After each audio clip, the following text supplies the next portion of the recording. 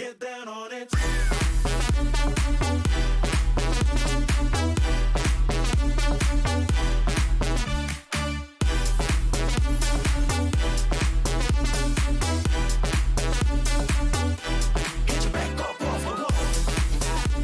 타식스와 LG 울트라 기어가 함께하는 ASL 시즌 11 24강 D조 경기로 인사드립니다. 안녕하세요, 이현경입니다.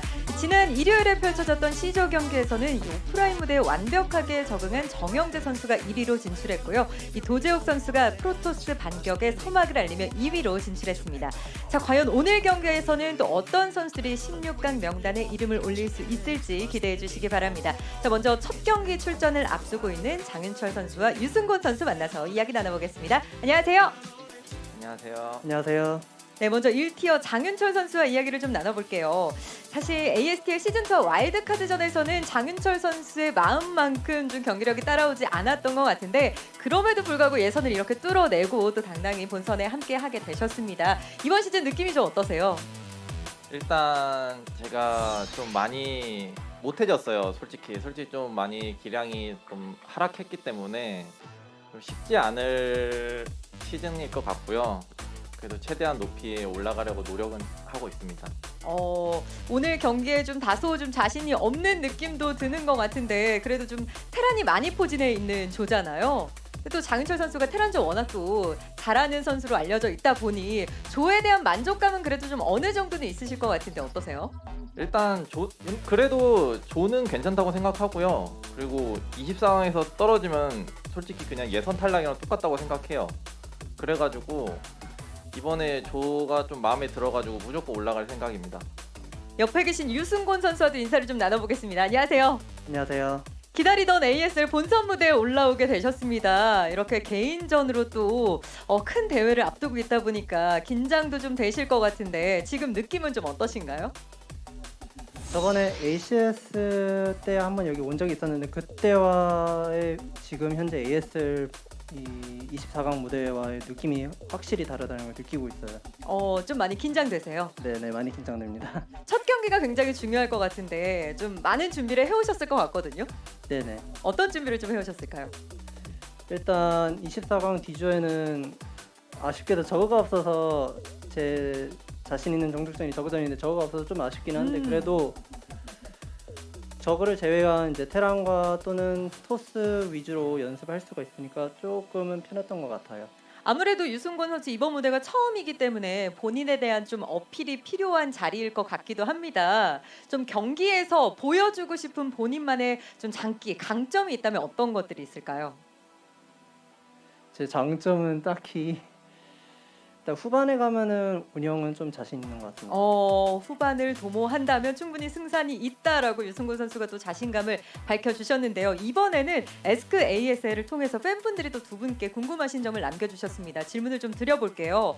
먼저 장윤철 선수, 이 질문이 역시 가장 많이 올라왔습니다. 쭉펠레. 장윤철 선수가 예측하는 족족 좀 결과가 다르게 나오면서 다른 선수들의 팬 여러분이 제발 좀 반대로 얘기해달라라고 좀 부탁을 할 정도로 지금 이 펠레력이 굉장히 많이 올라와 있는데 본인을 우승 후보로 꼽지 않는 이유도 혹시 조금은 그 부분에 대한 의식을 하고 계신 게 아닌가라는 이야기가 올라왔어요. 아니요, 그런 거는 전혀 없고요. 그냥 누가 봐도 제가 저거한테 잡힐 거라고 알아요, 다. 그래가지고 제가 저를 우승으로 이제 예측하지 않는 건데 이번에는 근데 펠레가 아니고 다 맞췄거든요, 올라가는 사람. 네. 이번에는 좀 다를 겁니다. 본인의 그러면 24강에서 16강으로의 진출 확률에 대해서 좀 예측을 해주신다면 어떠실까요? 좀 찝찝하긴 한데 제가 올라갈 확률이 50% 넘는 것 같고요.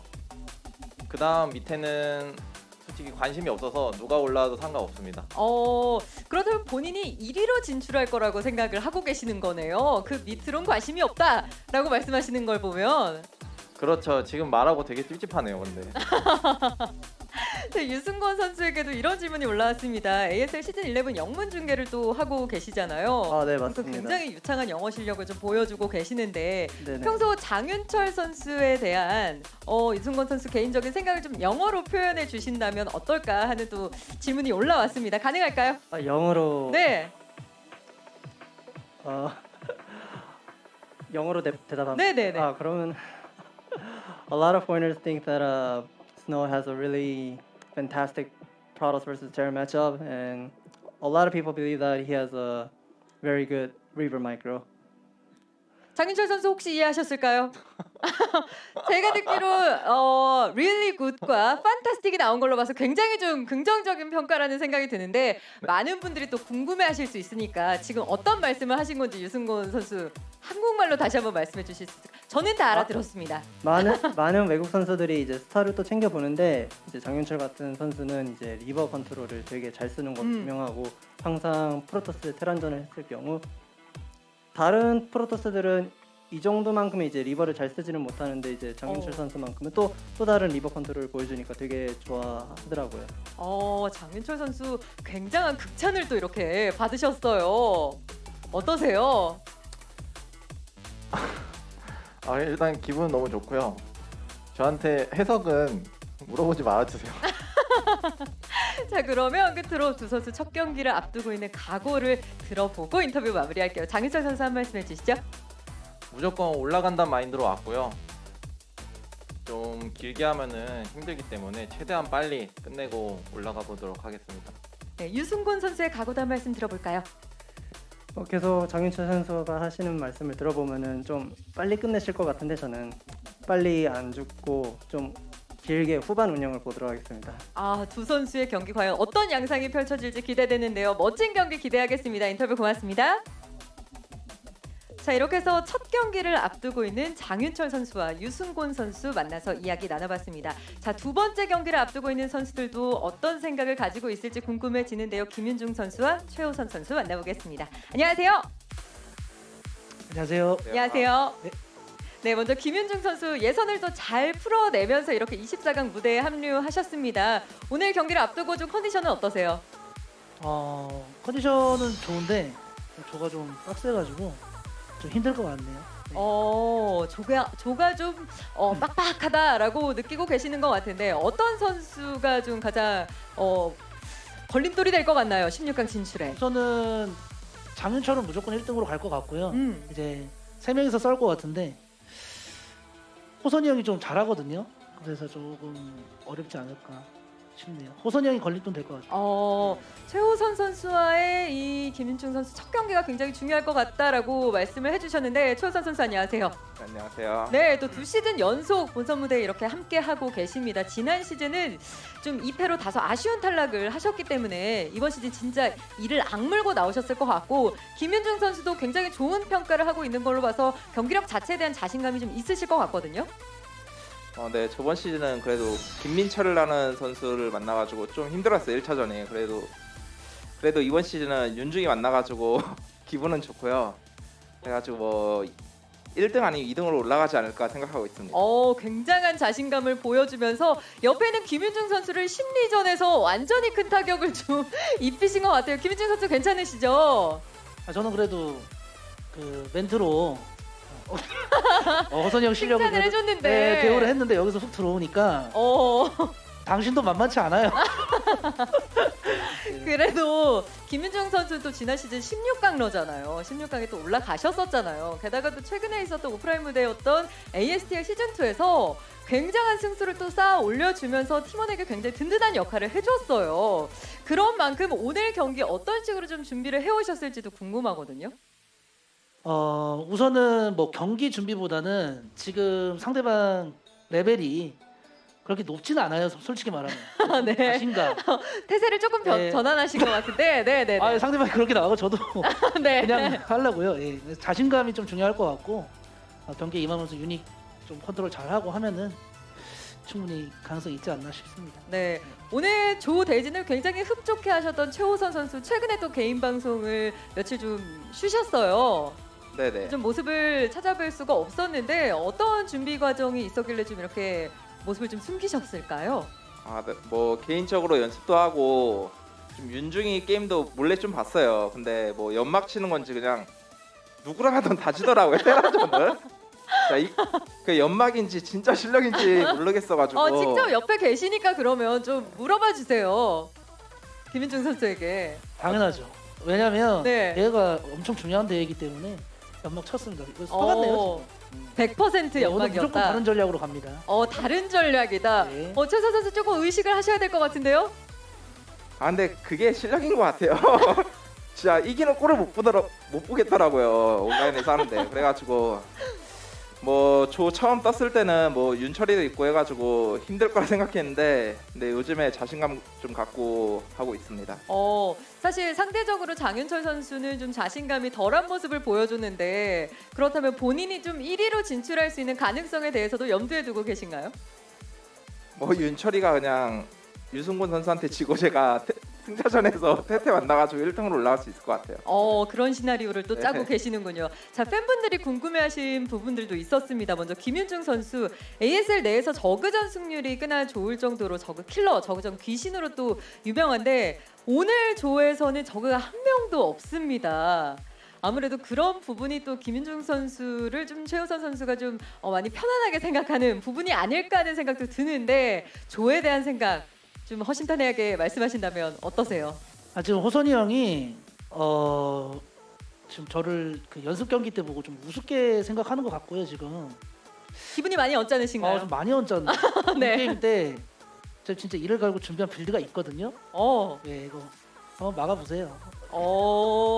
선전포고를 하셨습니다. 또 최우선 선수에게 남겨주신 질문인데요. 밸런스 게임 유형의 질문인 것 같아요. 대회 전날 늦게까지 술 마신 최우선 대 대회 전날 일찍부터 푹 잔 최우선. 어떤 최우선이 더 강한가요?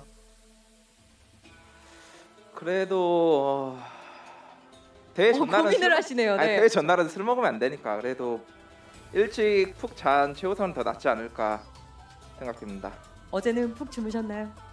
잠이 안 오더라고요. 근데 좀 옛날 대회 때도 그렇고 좀 잠이 안 오면은 승률이 좋았거든요. 그래가지고 오늘도 좀 자신은 있어요. 두 선수 모두 상대에게 굉장한 자신감을 좀 보여주고 계시는데요. 끝으로 각오를 좀 들어보겠습니다. 김윤중 선수. 오늘 못 올라가면 개인 방송 한 달 쉬는 걸로 마음 먹었거든요. 예, 무조건 올라가겠습니다. 굉장히 강한 좀 공략을 걸어주셨는데 최우선 선수도 한 말씀 해주셔야 될 것 같아요. 뭐 윤철이는 1등으로 올려보내고 제가 2등으로 올라가서 집에 갈 때 윤중이 모바일 방송 보면서 가겠습니다. 네, 두 선수 각오까지 잘 들어봤고요. 멋진 경기 기대하겠습니다. 고맙습니다. 하식스와 LG 울트라 기어가 함께하는 ASL 시즌 11 24강 D조 경기 과연 어떤 두 선수가 16강에 오를 수 있을지 D조 경기 지금부터 함께하시죠.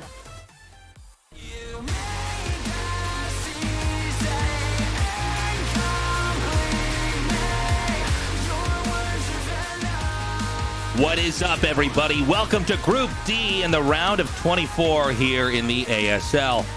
It's been an amazing season so far. That match that we closed out Group C on was incredible. What a great match. Fantastic PvZ where Best did manage to overcome action moving on. And today, personally, I'm very excited about this group. Two of my favorite Protoss players are here. What are you giggling about? I'm giggling at your shirt, man. The baby that's like rocking out in the microphone. This is Tastosis talking about PVT. This is a rare photo of him. I actually haven't worn this shirt in a long time. It's a great shirt. Yeah. It's a great shirt. Anyways, please. Yeah, no, there's two very good That's right. It's two very good players. I have some of my shirts all in some spots, but then I was going back through some of my other clothes and throwing some stuff out, and I found this one. I'm glad you like it. Yeah, no, it's an excellent shirt. So I forgot what I'm talking about. We have two great Protosses. Two great Protosses today. I mean, if you're a student of Protoss like I am, Snow and Shuttle are playing. But of course, Scan certainly a favorite here with the people watching this broadcast. Scan, obviously a fantastic player, but also great at the English language. Communicates on his stream, teaches his stream how to play Terran. If you're somebody who's been learning the game, you can ask Scan some questions there in his channel. Yeah. And I hope he does well. I know he's a buddy of yours, Yeah, no, I love Scan, man. I talk with this guy all the time. He comes over and coaches me, sometimes to his dismay, sometimes not. So I am rooting for Scan tonight, despite the fact that two of my very favorite Protosses are playing in Snow and Shuttle. And honestly, I look at this, and this is a pretty fair assessment. of the tiers. Obviously, this is Scan's first ASL. sSak has done reasonably well in some ASLs, but honestly, I value Scan a little bit higher than sSak. I guess I don't. Maybe that's my bias. sSak is for me like a player that I'm very used to seeing him here, but I never quite know where he is as a Terran player. Like he's not high up enough. He is kind of like YSC, where it's like, all right, you're good, but I don't expect you to go deep. Yeah, I don't. Of course, if you're familiar with StarCraft 2, you probably remember sSak's games there as well. Well, he's I always think of him as a very technical Terran player, and we'll see what he brings out here tonight. But he's definitely a fun one to watch. You can learn a lot watching him. But our first matchup, Tasteless, we have one of the strongest Protosses ever. Yeah, really the guy who's ushered in the new age of Protoss, an extremely strong player. Snow. This is the Lion King, man. Yeah. The Lion King. Yeah, it says Lion King. Original soundtrack. Circle of Life, man. Yeah, this is a serious song right here. He's hoping that the Circle of Life is real because this man has been to the finals and he has not taken home a title as of yet. Yeah, I am excited to see Snow play. He really is an inspiration, and this guy, especially at PvT, but really PvP, PvC, he's such a good player. Yeah. And what is this? Yes, it's Scan. This music, though. Yeah, I don't know. Some flower song. So you can see that ACS Season 2 last year, Scan actually got second place, and that was a really great result. He's been to the finals of ASL qualifiers previously, but he finally went ahead and won a qualifier on day 3. He got in at the last second possible, beat Zealot in the finals there. It's amazing to see. He's been working so hard towards this for so long now. Like he even...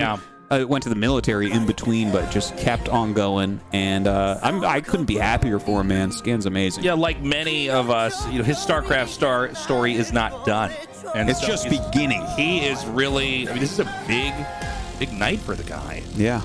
Let's see how he performs.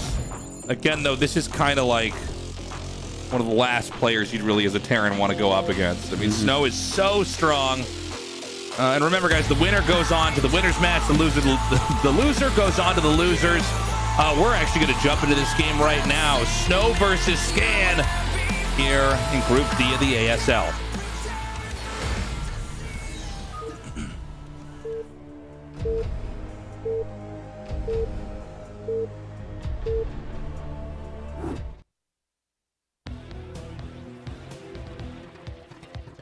All right, gonna open with Snow here in the top right, and Scan in the bottom left. Tell you what, Scan, I think he's going to do well here. He doesn't really like Eclipse for this matchup so much. He's not a fan of getting offensive gas. We'll see if Snow goes for that.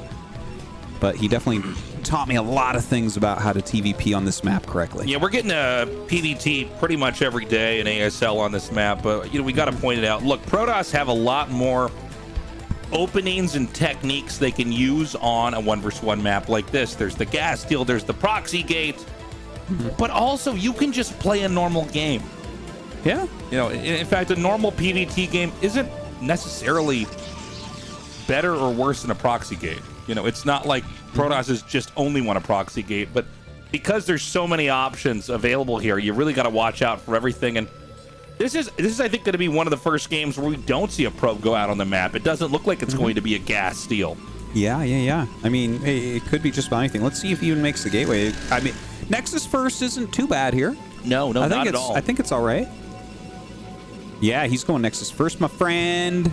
I did not expect this build. This is very funny. This is really... I mean, granted, you can Nexus first on a lot of maps. I think this is kind of a smart move to open up with this. It's going to be Nexus on 12, I believe. You might be more likely as a Terran player here to go for a gasless expand because of proxy gates, because of all sorts of things, like the fact that you might get your gas stolen and whatnot, and you can't punish this with a gasless expand. Now let's see which fast Nexus build this is going to be. There's different variations of this, and they're all designed to barely hold off a rush. We did see the Fast Nexus decline in popularity when it seemed like Flash had figured out some pretty sharp timings to hit it.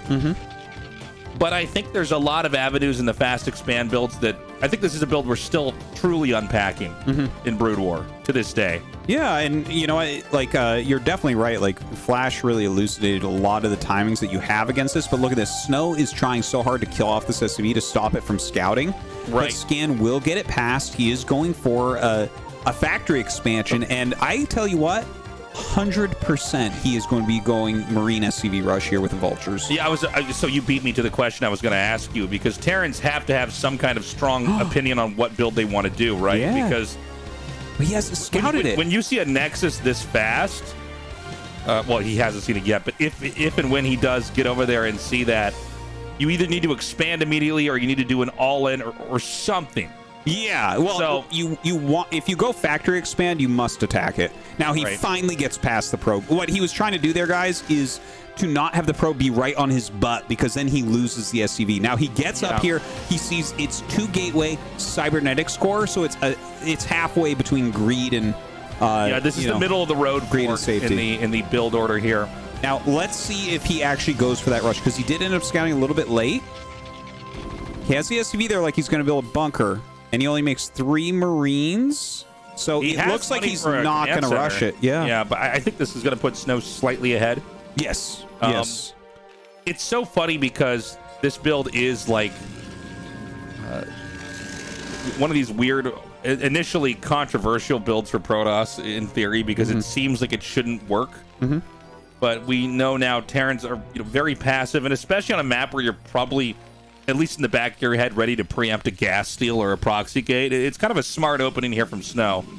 Yeah. It's not too bad, especially when you chase the SCV that hard. Like, you want to know as soon as possible as Terran, so that you can optimize your build. Make sure, for instance, there's no time in between your Marines making. Make sure you have your next depot up in plenty of time so you can produce vultures and everything. But he did slow that down some. Now, what you do, if you do not go for the rush here, and like, for instance, if your cross spawns on a map, you can't really rush. You can do it here, but it's a little bit hard.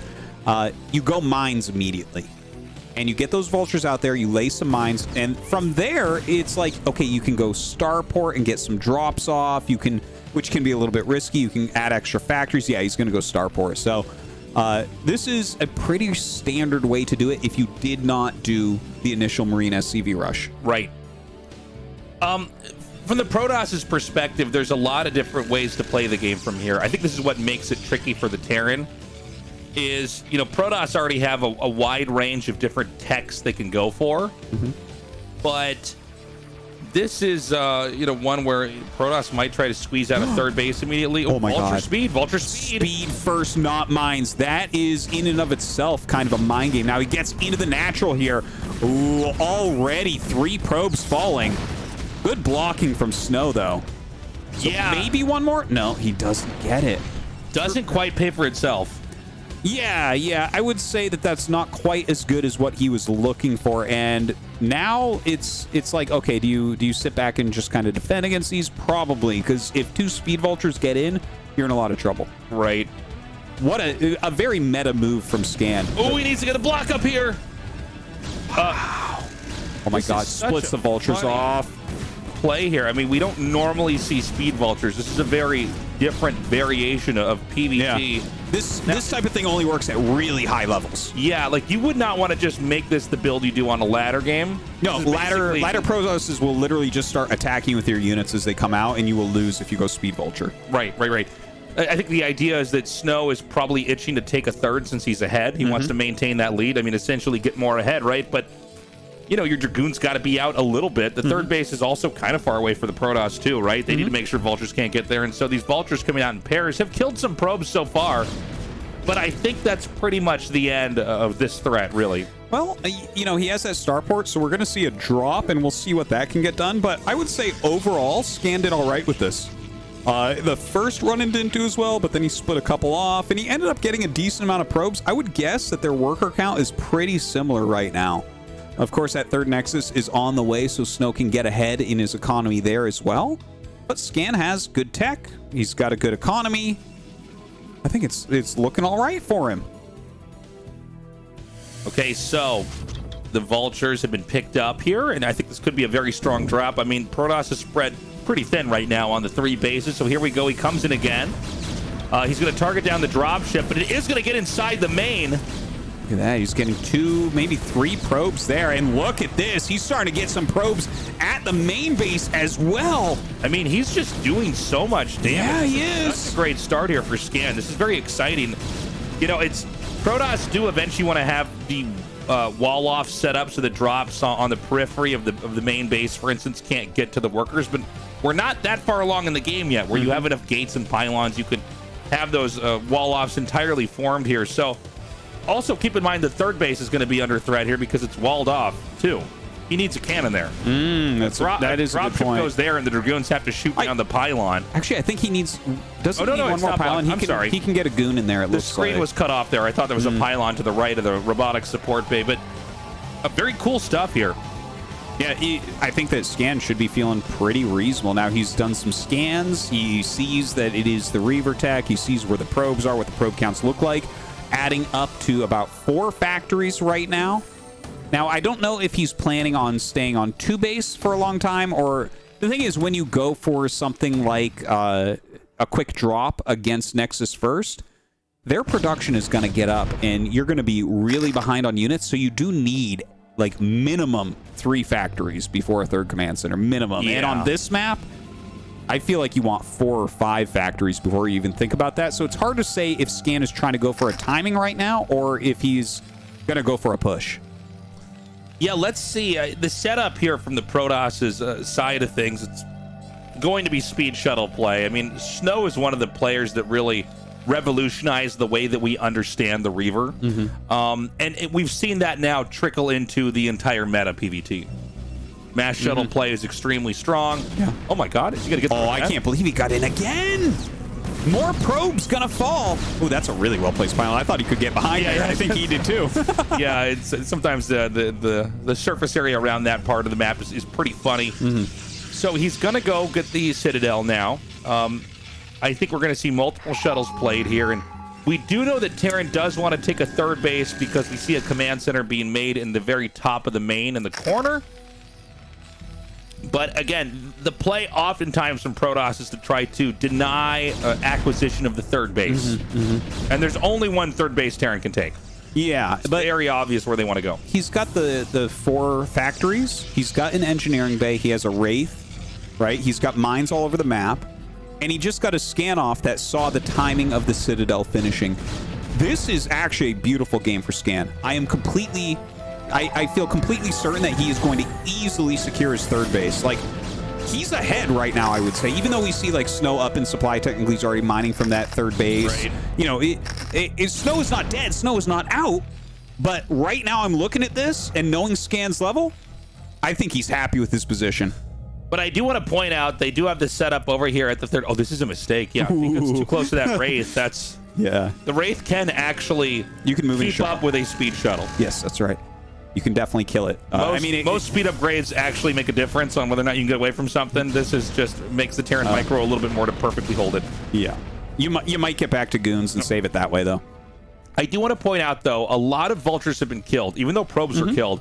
It's mostly tanks. There's more tanks here than vultures, and so the speed shuttle drop can still be extremely strong in moments like this. So I know that you're pretty confident, Artosis, about Scan being in pretty good shape, but I think that if we see some speed lots come down here, the Protoss has a very realistic chance of basically stopping the Yeah. Well, the aspect that I was really looking at here was he saw when the Citadel finished, right? So he knows how far speed lots are, which gives him some time to set up. He can make a really healthy amount of siege tanks. He can get those mines laid beforehand. He's turret pushing out.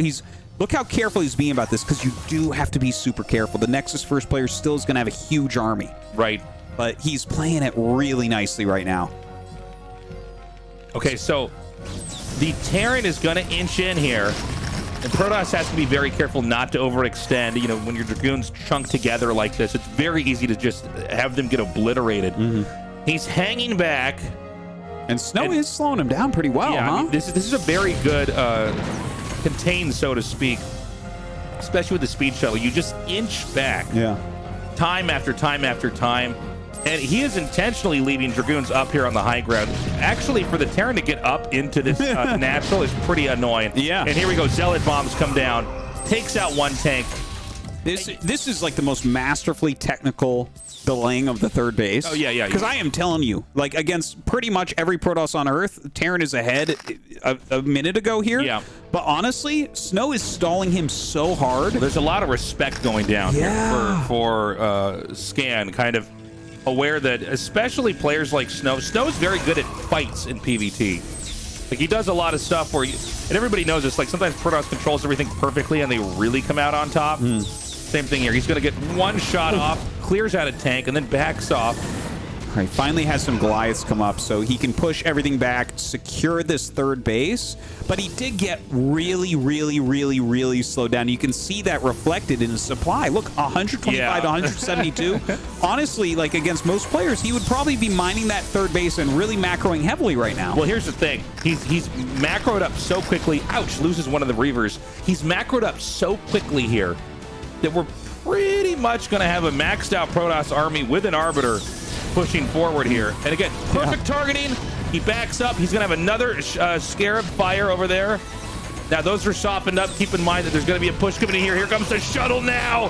He unloads on the first tank set there. And I think he can just push this back. I mean, this is Snow making this matchup look oh so easy. Dude, Snow's PvT is an art form. It is ludicrous how strong he actually is at this matchup, because I'm telling you that Scan was in a good spot. He was playing magnificently. And now Snow, after all of that, he just slowed him so much. And look at this. He's slowing him more. It's like, hey, where's your third CC? and look, he can stay back here. The Arbiter's already out. I think he may be... Oh, he's not that close to a recall. Sorry, guys. Never mind. Nice block. Oh, my God. He's so good. It's so insane. Everything he does, man. Yeah. You know, it's not a normal StarCraft game, this one. This is one where the technique used from Snow has been so S-class. Yeah. That, like... no one can do it better than what he's done. Yeah, this is almost mind-bending how much he's delayed this. And then he killed that. And he's just getting everything macroed out in time to have a setup for a flank. Yeah. Where instead of these Dragoons being bullied back into the corner of the base and picked off by siege tanks, they become part of the push attacking from the high ground. So insane. Yeah. Now, he's got very good spacing. It's going to be hard, if not impossible, to stasis more than 2 tanks. But, you know, really, it's 2 base versus 4 base now. Another shuttle's picked up. Yes.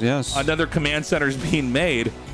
It's truly brutal. Now, Scan does have his +2, we see. He's remaking that third CC.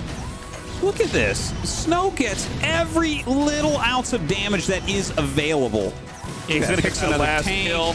Drops the that tank. It's so sick. Doesn't even make sense what Snow can get done. It's just insane. Dude, he lost so many probes at the beginning. His Citadel was so late. He got no harassment damage done. Then he's like, no, I'm going to delay this for 100 years. Sorry. No, I'll just surround this perfectly. Now, we're going to see the carrier follow-up. It's not as often, I think, on this map we see. I think it's 1 Arbiter, or maybe it was 2, but basically Arbiter, then carrier. Yeah, it's pretty rare. But I think because the third base is so delayed, he's pretty confident that no matter how you cut this game, he's probably going to be fine. Yeah, and Snow is specifically Look at this. very good Hold with carriers. position in range of tanks because he knows he can just one by one send the Zealots in. Once the scan comes down, he backs up. Yeah. It's something else He's to gonna watch recall him. this. Oh my God. It's just insane, man. And there's no tanks here to fight this right now. And he can maybe even pick off that command center. I think he can. This might be enough for Goon. Maybe just barely not. Maybe not, yeah. Yeah, he's going to back up. Looks like he can't quite get that. But I mean, look at this. Terran can't get a third. He can't get a third. We're 16 minutes in. Right when the probe, or sorry, SCVs were transferred there, he's like, no. Look at this. He's floating the CC away, and now he's going for a counterattack. Yeah, and I think man. will lose here. I think it's been so frustrating, and he's realizing this may be a push out of frustration, to be honest. Well, I think he has like no outs left anymore, right? Like he can't get the third. He can't get it. Yeah. And so it's like, well, I mean, he has a good army. He has good upgrades. Carriers are on the way. Yeah, I mean, this is, again, just such a masterful game here from Snow. And this is really why, you know, all the Terrans in the world fear Snow, because he's showing that Protoss can kind of do this stuff at a level that we just haven't really seen before.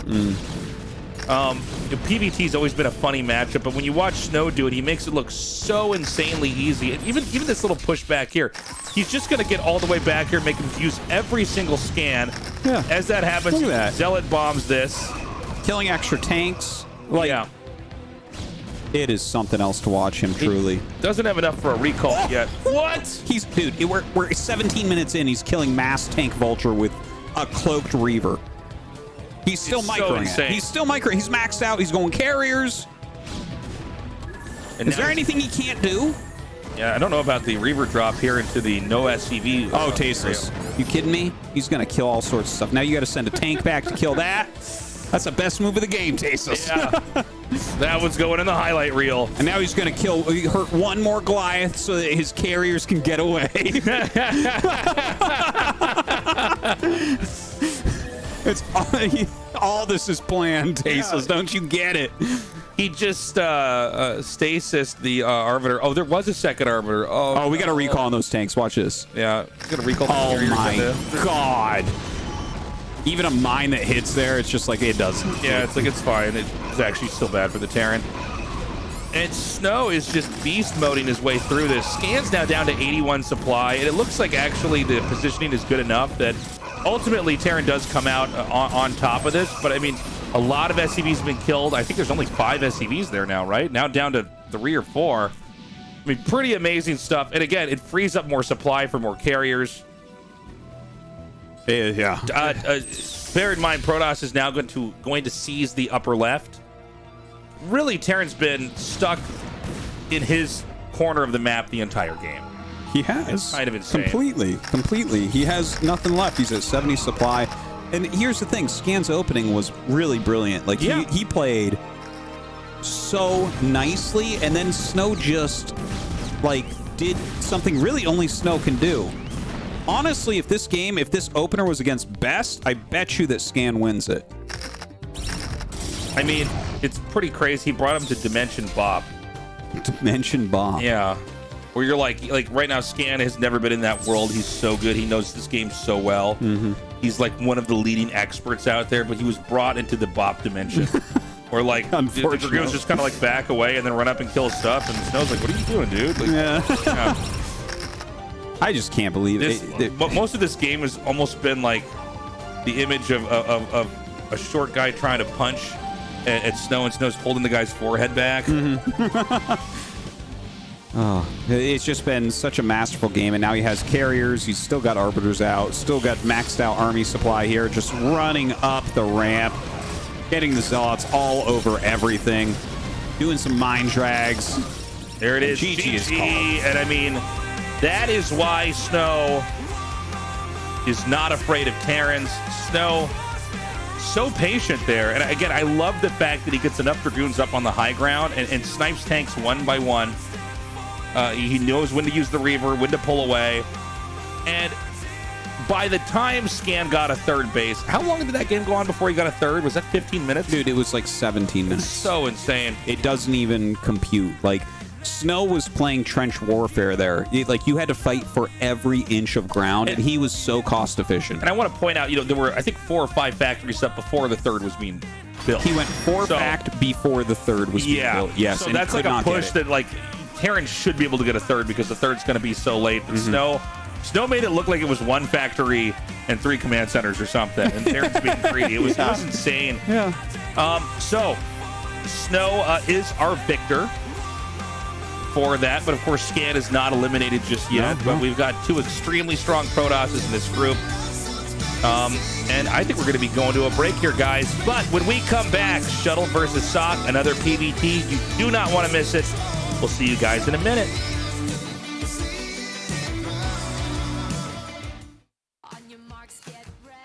관리받다. 관리하지 않는 순간에도 관리받다.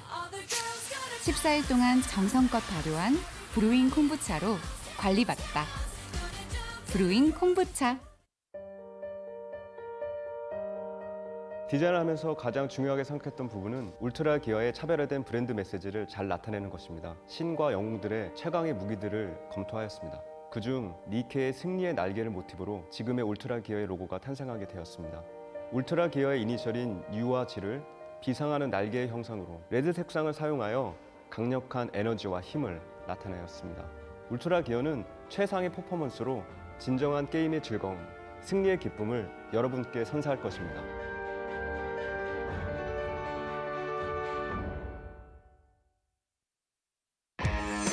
야채 착착, 당토 톡톡, 아보카도 슥슥, 그리고 제로.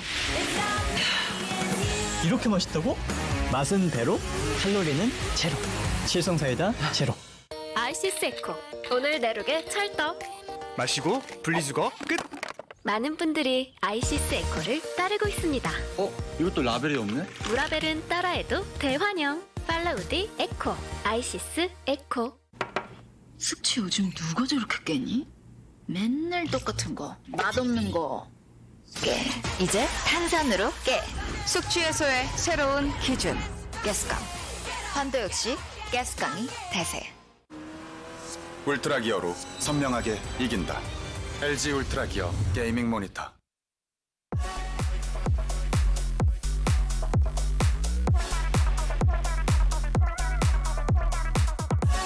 Welcome back, everyone. ASL continues on. We had a just domination from Snow.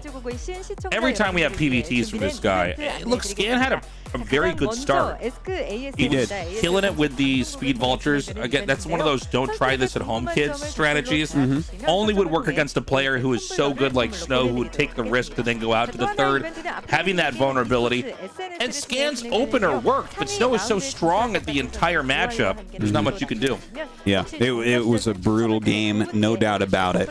But it's because of you guys that we can even cast games like this. Thank you so much, everyone, for the support on Patreon. Patreon.com/ASL English if you would like to support.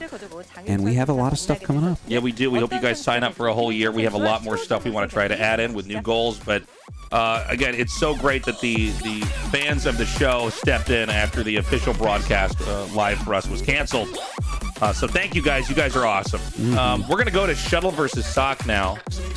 And I'll be honest with you guys. sSak, I don't feel like I have a very good idea of where he's at exactly. Sure. But Shuttle has always been extremely good at this is going to sound weird, best of ones. He's got very good planned out builds. I think he is a very brainy Protoss player. Yeah. He's a player that I feel like he really understands what's going on, and he plans things very well because of that.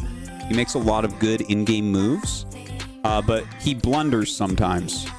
You know, like, I think that's a good word for it, like a blunder, where like you'll see him do one bad attack, and you're like, Shuttle, you can't do that at this level, unfortunately. Yeah, well, but he's also been, had real ups and real downs here. He's a huge streamer out here, got a lot of personality, as is sSak. And I'm excited to get this going on Eclipse. Oh, totally. And sSak he's a good Terran. He's a very technical Terran. He's a player that has been credited with figuring out a lot of things about Terran back in the day, like a lot of the 1-1-1 type builds and things like that were born from sSak. In fact, some of the 2-base +2 rush builds against Protoss, those are kind of sSak's babies as well. Very off-brand plays, but he's actually done a lot for the Terran race. It's kind of memey that he is a little bit more of a party animal nowadays, I guess. I guess he drinks on his stream and has a fun time in that way. But he can be dangerous. We don't know exactly what he brought here today. All right, guys, it's time for the next Protoss versus Terran, Shuttle versus sSak. The winner goes on to face off against Snow in the ASL Group D.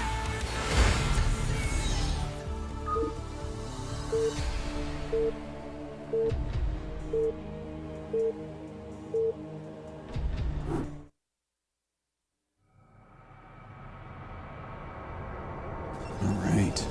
Down at the bottom left. Growly Tastosis, I like this. 2 players. Yeah. We got sSak up there in the top right. Yeah, I'm pretty excited to see the plans from both players because again, it's like I look at Shuttle as the brainy Protoss, and then I look at sSak as like a very stylistic, technical Terran, where I don't expect him to necessarily win a big macro game type of situation. But yeah, I mean, he'll bring some good stuff to a best one, I think, and I think he'll have really good plans for today. And if he gets out of the group, I think it is a little bit of an upset, but I wouldn't be like unbelievably surprised, right? I'd be like, oh wow, he definitely at least had a build that caught somebody. Yeah, I agree. An interesting punish someone's not used to, that type of thing. It looks like we're having the probe sent out after the pylon, so this appears to be a gas steel build, which is, you know, I think that I speak for all the Protosses, where if we're going to use this build, we might as well do it when we have a map like this in the pool. You can at least disguise some of your other play on maps that have more openings, since this is the only map you can do this build on, right? And it's a build. I shouldn't say a build, an idea at least. The gas steel is as old as StarCraft itself. Is once people figured out that Terran can't go bio in any kind of straightforward fashion. I mean, there are some cheeses where you do it, but instead you need to go into mech. Protoss has figured out that, well, since the probe can just build onto, I mean, the building makes itself, it warps itself in after the probe's there. You have a unique situation where you can build on top of their gas and try to control the game. And for a long time, this was a headache for Terrans. We were talking about this earlier. We've, for whatever reason, luck of the draw, been casting this type of play. That's insane. He killed that, by the way. We've been casting this opening in several games so far. We've had a lot of PVTs on Eclipse where they do the gas steal, but I think you'd agree with me, Artosis. Terrans are very good at dealing with this now. Back in the day, you get wrecked when this happened. Well, you have different Terrans have different ideas of what to do. It's a very stylistic thing how you want to counter it, but it's happened so much now that everyone has a plan, right? Like when this first started getting popular, stealing a gas, I thought I was like, this is basically cheating. Like this is too hard to deal with. Would be so upset when you did this. Be furious, Tastosis, like there would because be people that wouldn't practice with you if you did this, like Artosis. Like, I've stolen your gas before you've paused. And is that why? Yeah, is that why I told you? Yes. But I remember specifically you doing this. Well, it was very hard, but yeah, everyone has a way they deal with it. Like for instance, we'll see Sharp play later in the ASL, and what he'll probably do is cancel an SCV and just take the gas, right? Yeah. Whereas some players like to, you know, go Marines against heavier Marines. Some people like to make kill the gas very quickly, like sSak did, to get the gas so that he can recover in that way. Some people want to make the command center right away. Everyone has a plan. So it's definitely not the end of the world for a Terran at this point. By the way, for beginners, I would recommend not doing this build, because there's actually so many decisions that have to be made very sharply. And by the way, this Marine is going to come out here. sSak's Marine control, pretty damn good. Gets a kill, and actually it's going to damage the hit points here of the Zealot. So he's going to have to back up. Yeah, and he's going to make his command center right away. He's going to have his factory reasonably quickly. We don't even have any gas mined for Shuttle yet. Honestly, I think that sSak has dealt with this very well so far. I would agree with that. This looks clean. Yeah, this has been very well handled. And it does appear, at least from the games that we've seen in ASL, that the more common fork and build orders from Protoss is to go for the Nexus with the later. Yeah, I think it's the strongest. We have seen DT drop, but there's actually a lot of different techs you can do here, and it does make for a very different game. You know, if Protoss, or Terran rather, get a little bit clumsy in the handling of this, and I'm sure those players who play Terran and ladder at lower ranks have experienced how abusive Protoss can be, will know that this can be an extremely frustrating build to play against. But right now, it looks like sSak's counter is strong. He's got a really well-placed bunker there. That's the type of bunker you don't even try to run past. Right. Also, he's got a couple factories on the way. He kept his SCV over across the map scouting for a very long time. So he should be feeling very comfortable right now, honestly. Yeah, I would agree with that. There's nothing wrong with his position at all. I think Terran has basically done the dance perfectly. Yeah. From the gas. It really feels that way. I don't feel like sSak's in a bad position at all. I don't see any clear punish coming from the Protoss, and so Shuttle, I would say a fairly meager gas steal that was pretty unimpactful. It seems sSak has a very, very good handling of this. Hey, I want to ask you a question about the place he just placed his Robo, because he placed the Robo in such a location that it triggers me. If he makes a Reaver, it pops out behind the minerals and gets stuck there and has to walk way around. Well, here's what he's doing. You're right. I know it's a good SimCity against Vulture, but he's more concerned with Vultures, and realistically, you're never going to lose a game, or you shouldn't be losing a game because your Reaver couldn't walk down against a Terran player to defend your natural. So I mean, it is a bit fugly. Yeah, I get it. Okay, I was just wondering if it, like, maybe when you see that, you're like, oh, he won't go for no, the Reaver. It's fine. I mean, I think he probably will go Reaver, but even if he doesn't, it's important to be ready for drops when you do the expand build like this, because your observer can get there very late. And having a good SimCity against Vultures, so much about stopping Vulture drops is not about trying to control your Dragoons well. It's about preempting it.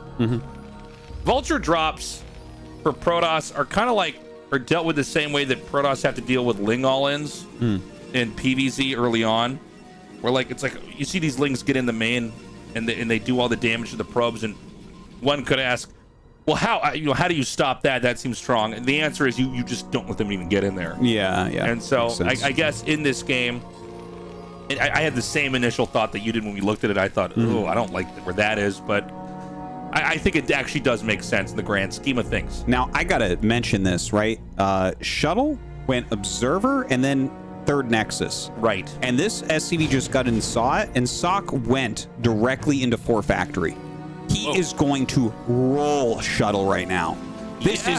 This is exactly what you want to hit. If you get offensive gas and they go Nexus and you go Command Center, this is literally, his build counters perfectly what Shuttle is doing. He will kill that third easily, and in fact, if there's an overcommitment on defending it, he might roll to the natural and just kill him. I don't even think he has any Reaver tech either. It's kind of funny. It does appear that Shuttle's using kind of an anachronistic build.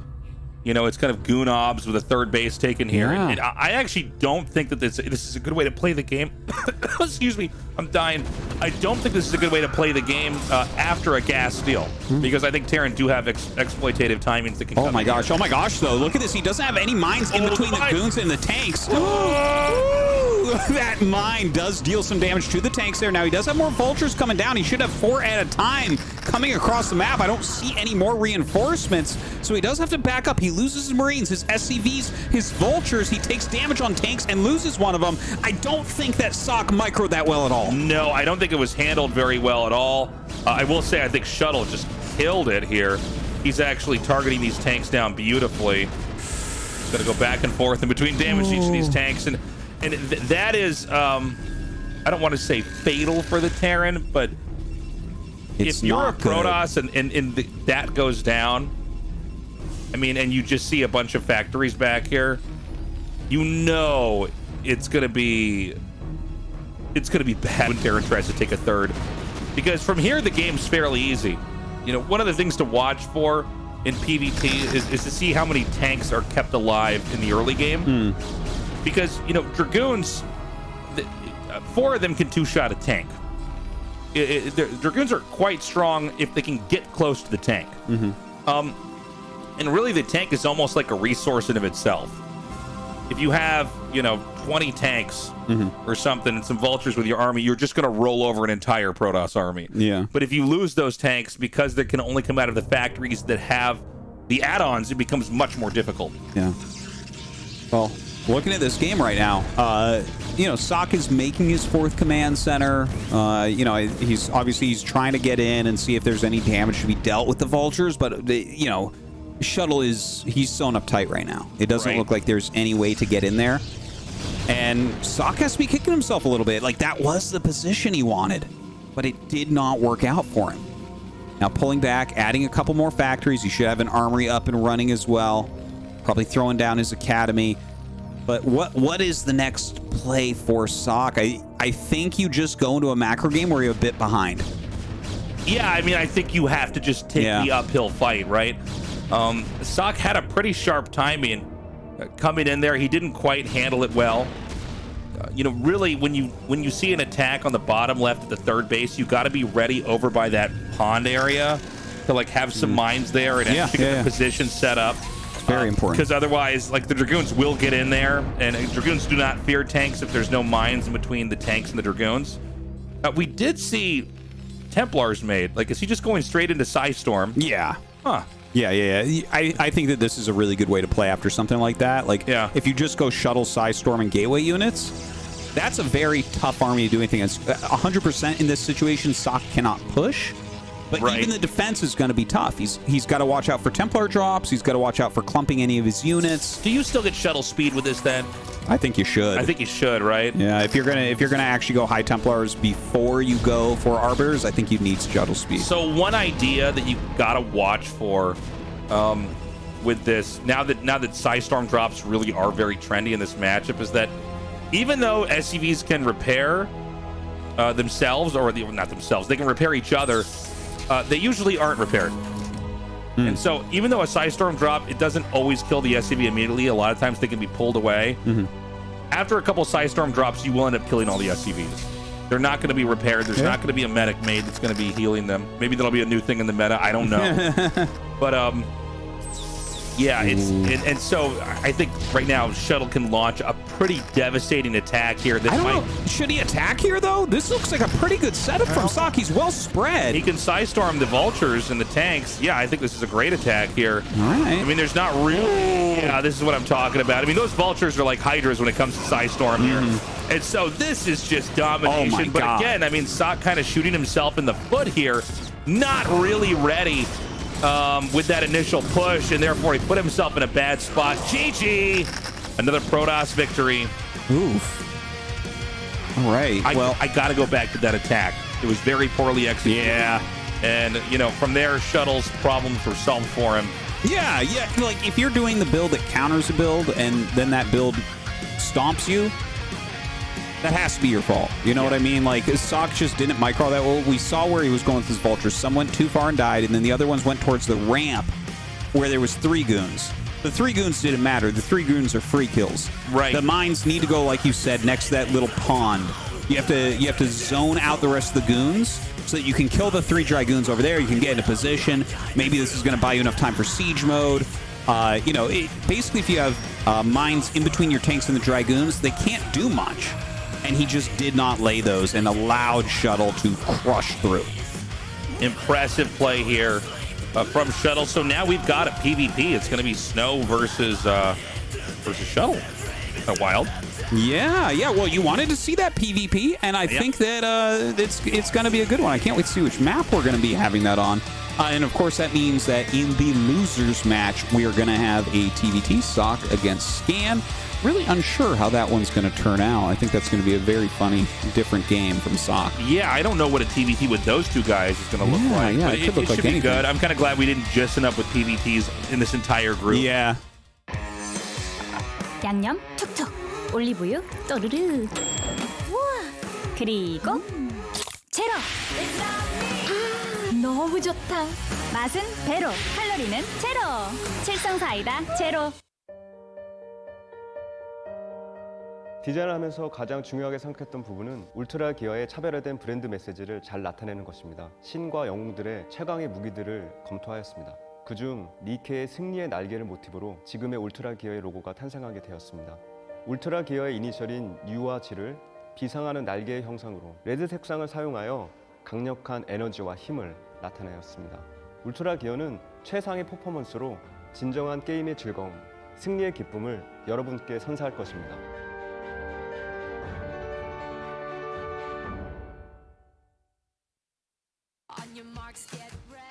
관리받다. 관리하지 않는 순간에도 관리받다. 14일 동안 정성껏 발효한 브루잉 콤부차로 관리받다. 브루잉 콤부차. 숙취 요즘 누가 저렇게 깨니? 맨날 똑같은 거, 맛없는 거 깨. 이제 탄산으로 깨. 숙취 해소의 새로운 기준. 가스강. 환도 역시 가스강이 대세. 울트라 기어로 부드럽게 이긴다. LG 울트라 기어 게이밍 모니터. know you're telling me you're leaving, but all I wanna do is hold you now and hear the sound of your heart beating.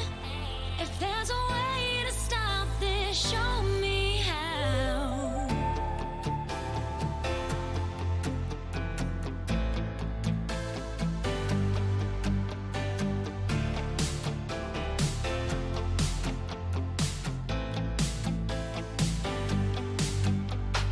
You, me, will never make it through if we go on this way. I see all that's to do is fix our own mistakes. I can't let you do this. I don't know if I'm ever gonna be the same. Oh boy, there's gotta be more to this. Just tell me that I'll hold you in my arms again. Giving up on, giving up on, giving up on, giving up on, giving up on, giving up on love, on love, on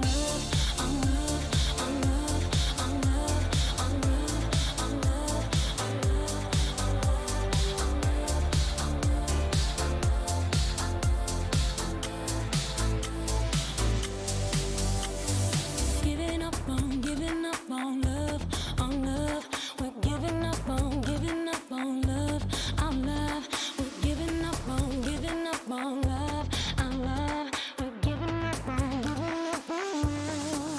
I know you're telling me you're leaving, but all I wanna do is hold you now and hear the sound of your heart beating.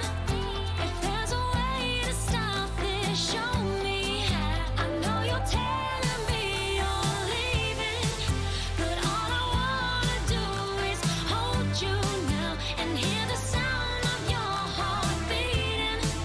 If there's a way to stop this, show me how.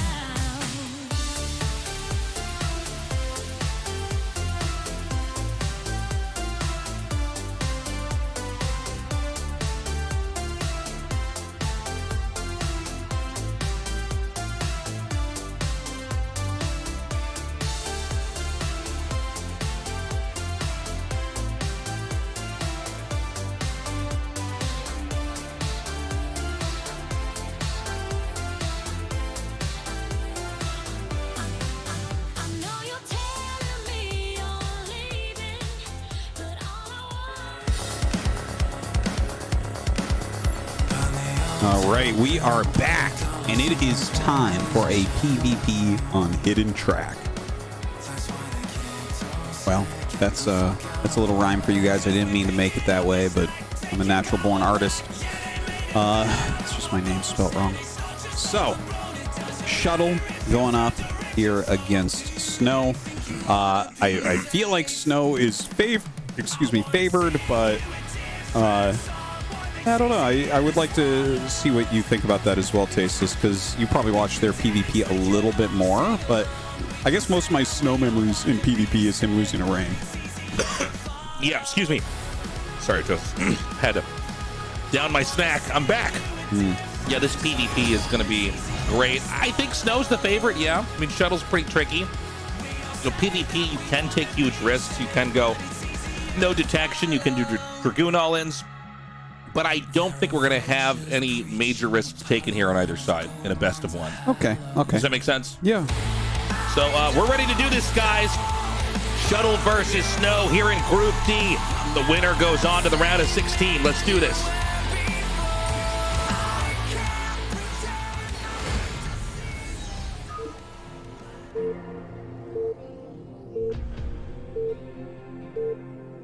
Hidden Track. Hidden Track. Great name. The very first album I ever got was Offspring. Smash. You're so cool. Hidden Track at the end. Yeah. Yeah. Did hidden tracks work better on CDs or on cassette tapes? Oh, that's a good question. I think they work better on cassette tapes. I think so, because on a CD you can see how much time is in the song. Like on that Offspring album, says the song's like 15 minutes. And it's like, no, Yeah. that can't be. Whereas on the cassette, you're like, well, the cassette has more time than anything has music on it, right? So like you got to actually listen. And when you have a cassette, it doesn't say how much time is left over, right? No, not at all. Yeah, I don't of course, know. there's no technology that could do that. Do we have anything like that can be like a hidden track now? Like that kind of idea, like some kind of novel thing, like No, I'm pretty Because sure you bought iTunes ruined everything. Actually, there's no more hidden tracks anymore. Really, cassette tapes were the pinnacle of humanity. Yeah, it's like there's no going. Have you seen Guardians of the Galaxy? I saw the first one a long time ago. Yeah. He uses a cassette tape, you know. Oh, nice. He was Walkman. Okay. Walkmans were great. No, man, Walkmans were bad. Are you kidding me? I remember trying to mow my lawn with a Walkman, and it's like skipping. Well, that sounds like a CD Walkman. Palm Pilots were really the pinnacle of human innovation. Okay. Those were great. That's like crappy Sean iPhones Notebook. that can't go on the internet. Yeah. That's what we wanted. Actually, to be honest, that's probably better nowadays. Probably better for us. Better than checking Twitter. Yeah. So we've got this PvP going.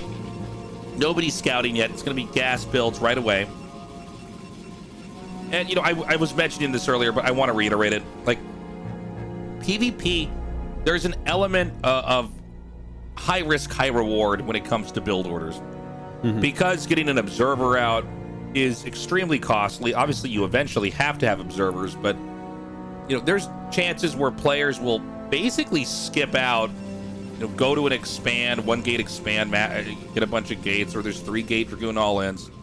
That, yeah, risks can be taken and profits can be made by cutting corners, but you know it is a double-edged sword. I mean, everybody's seen the pro gamer game of the one guy that went DT and the other guy who didn't get detection, and these are basically the most anticlimactic RTS games of all time. Yeah, because one guy took a risk, we see it coming a mile away, we're still going to talk through it, but you know, when you do those builds where you go skip detection and then they don't go for anything that can punish that and you get ahead, it's a great play. But I just want to say I don't think we're probably going to have either of these guys do that, because that would be an easy way to just give the game away. I would imagine that in this best of one, with these two players being as good as they are and being just one win away now from moving on to the round of 16, we'll probably have some pretty passive robo play, maybe DT into expand with cannon. But you know, both of these builds are pretty middle of the road, right? Oh,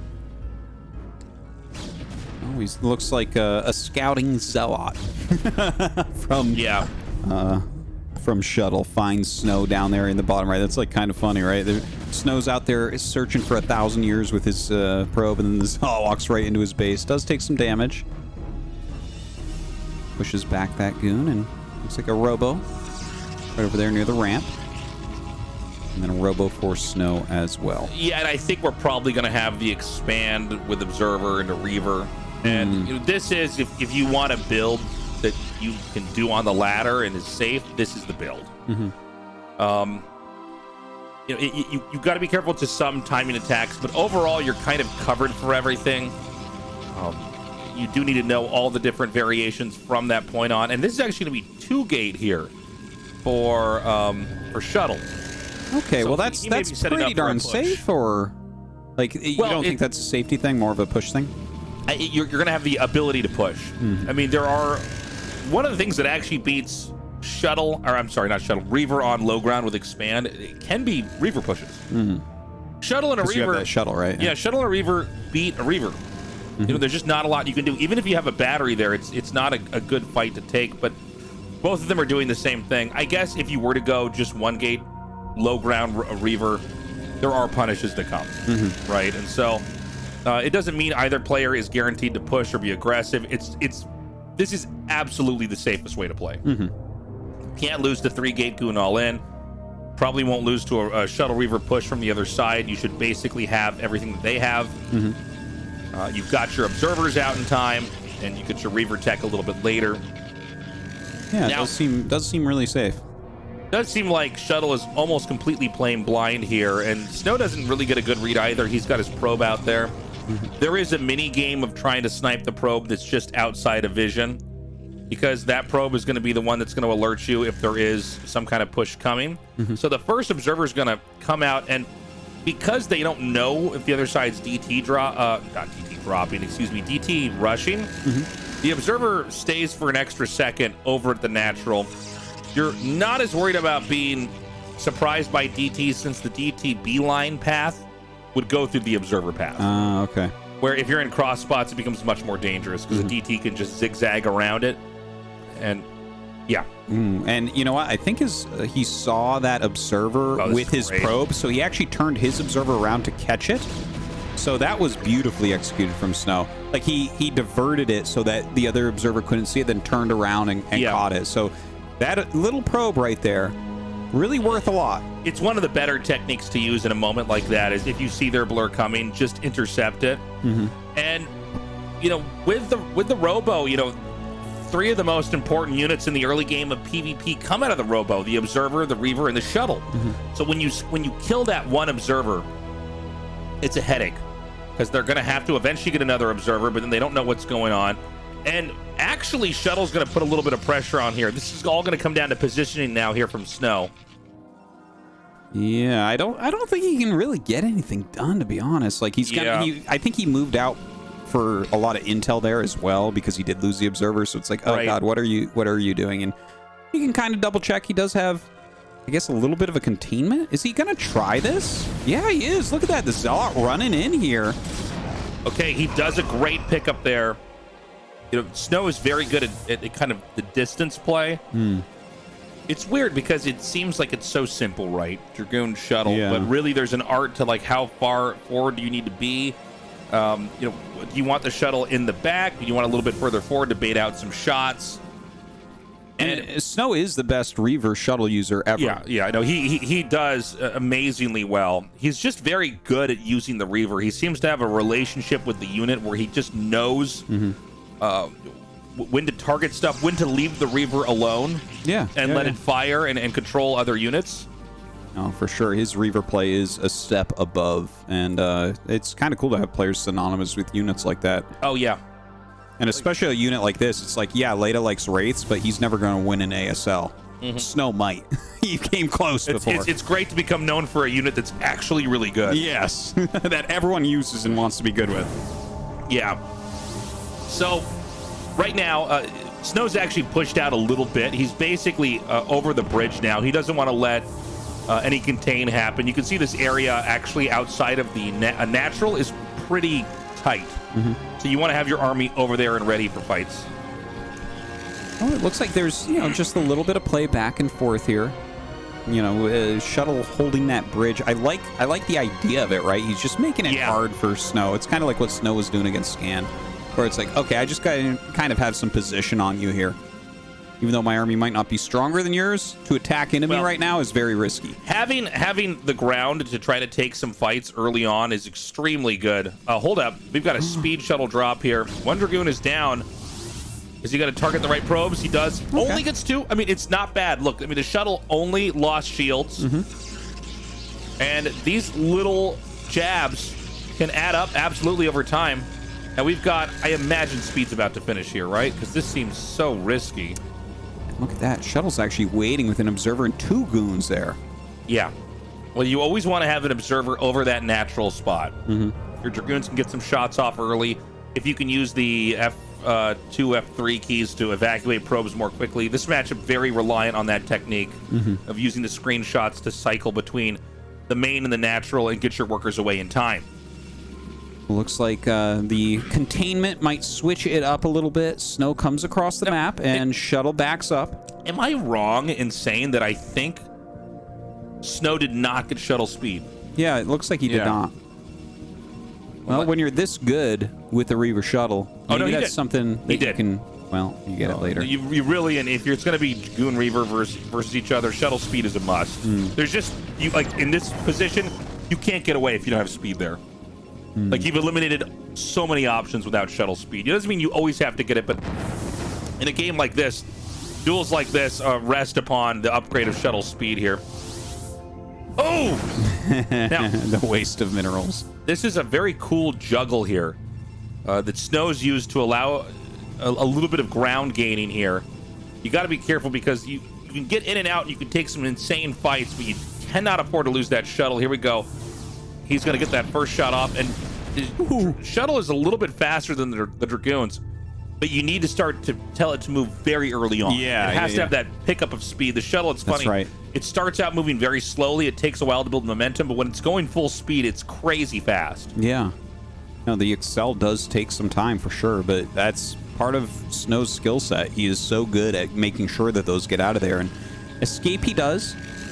During this, he's actually taken a third base. Right. So if he can slow this down at all, that is amazing.